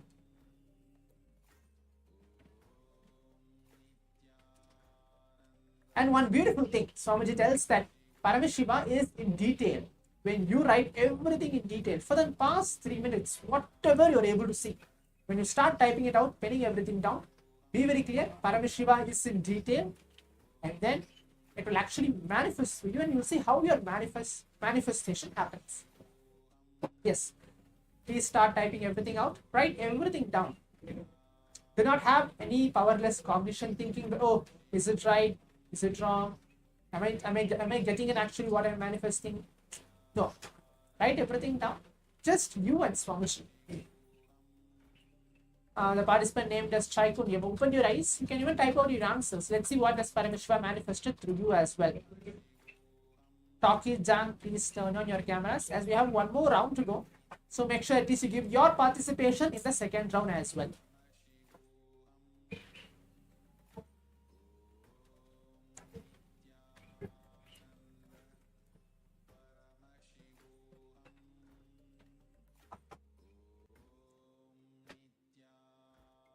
Ezekiel Franco, other person, participant name is Ezekiel Franco, please even turn on your cameras. Yes. So now let's move on to see what is an image, which is that. Yes. As you can see, it's a very simple image. It's a red background.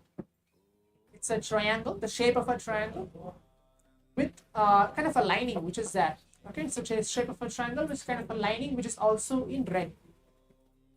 So this is the image, and if you're able to see and get your similarities, thinking, yes, I'm able to see this, and this is what Paramashiva is showing me. But I'm just into that. I know I'm manifesting, but I'm just close to that.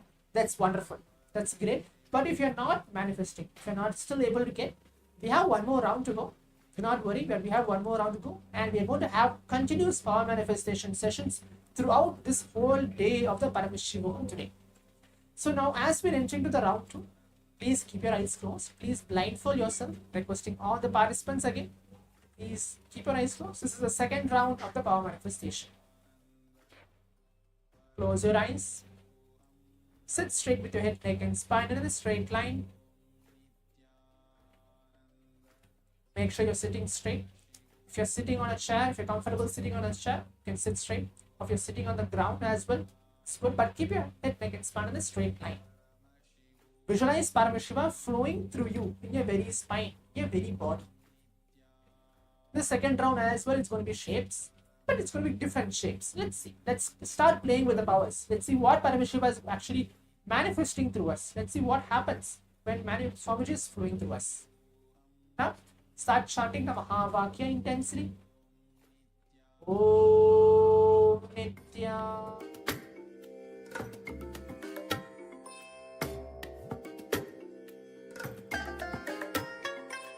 I bless you all.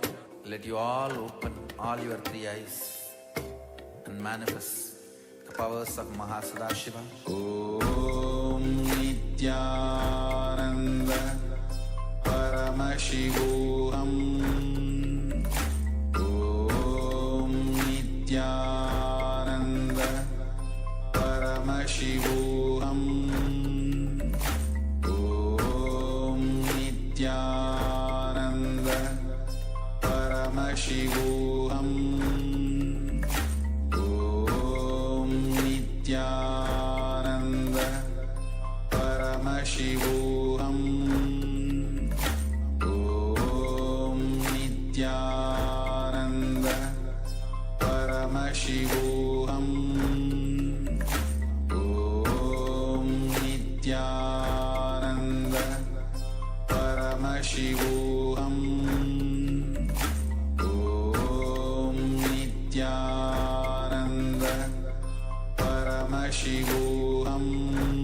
Paramashivoham. Om Nithyananda Paramashivoham. Om Nithyananda Paramashivoham. Om Nithyananda Paramashivoham. Om Nithyananda Paramashivoham. Om Nithyananda Paramashivoham.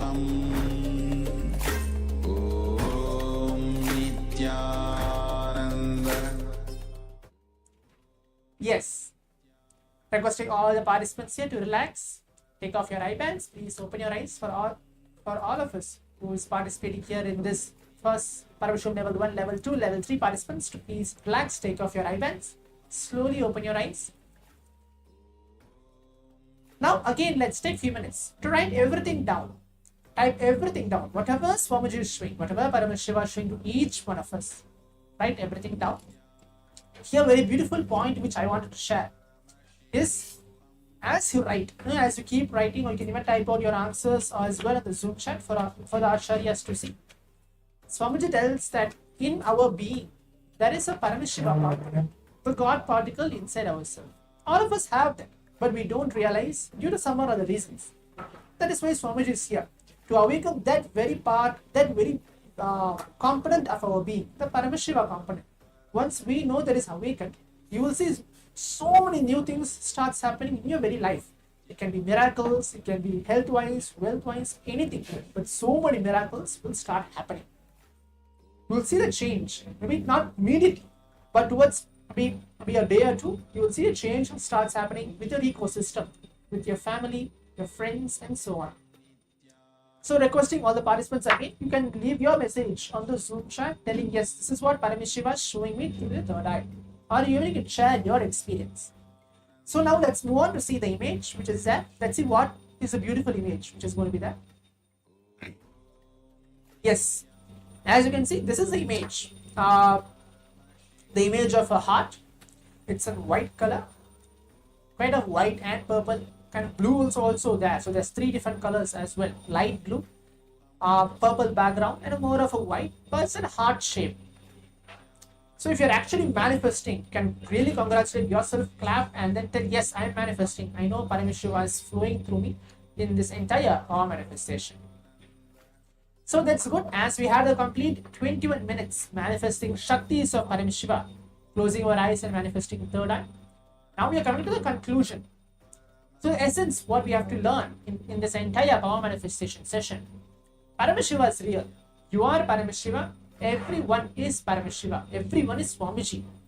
Just you build with a very devotion, with a simple feeling connection, and see what happens within your inner space. Because at the end, Swamiji, our beloved Guru, is here to raise our consciousness to the super conscious breakthrough, to raise our whole level, to see the real reality in front of us. So as we have a long day to go to prepare ourselves to receive Swamiji today in the Bhava Samadhi Darshan, we're going to have various different powerful cognition sessions, different power manifestation sessions, and many different exercises to lead us, to make us be in the very space of completion. We are going to now share our experiences. Before we move on to the next session, we're going to share our experience, how we have been manifesting the third eye today, how we have been manifesting the Shaktis today. Take a few minutes to go ahead onto your social media. It can be Instagram, it can be Facebook, it can be Twitter.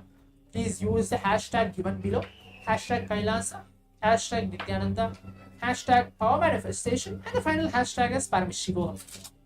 Hope each of the participants have enjoyed the whole power manifestation session. Let's all stay tuned as we're going to move on to the next session very shortly. Thank you, Nithyananda.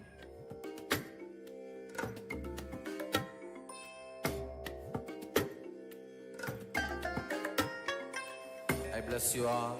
Let you all open all your three eyes and manifest the powers of Mahasadashiva. Om Nithyananda Paramashivoham. Om Nithyananda Paramashivoham. Om Nithyananda Paramashivoham. Om Nithyananda Paramashivoham. Om Nithyananda Param.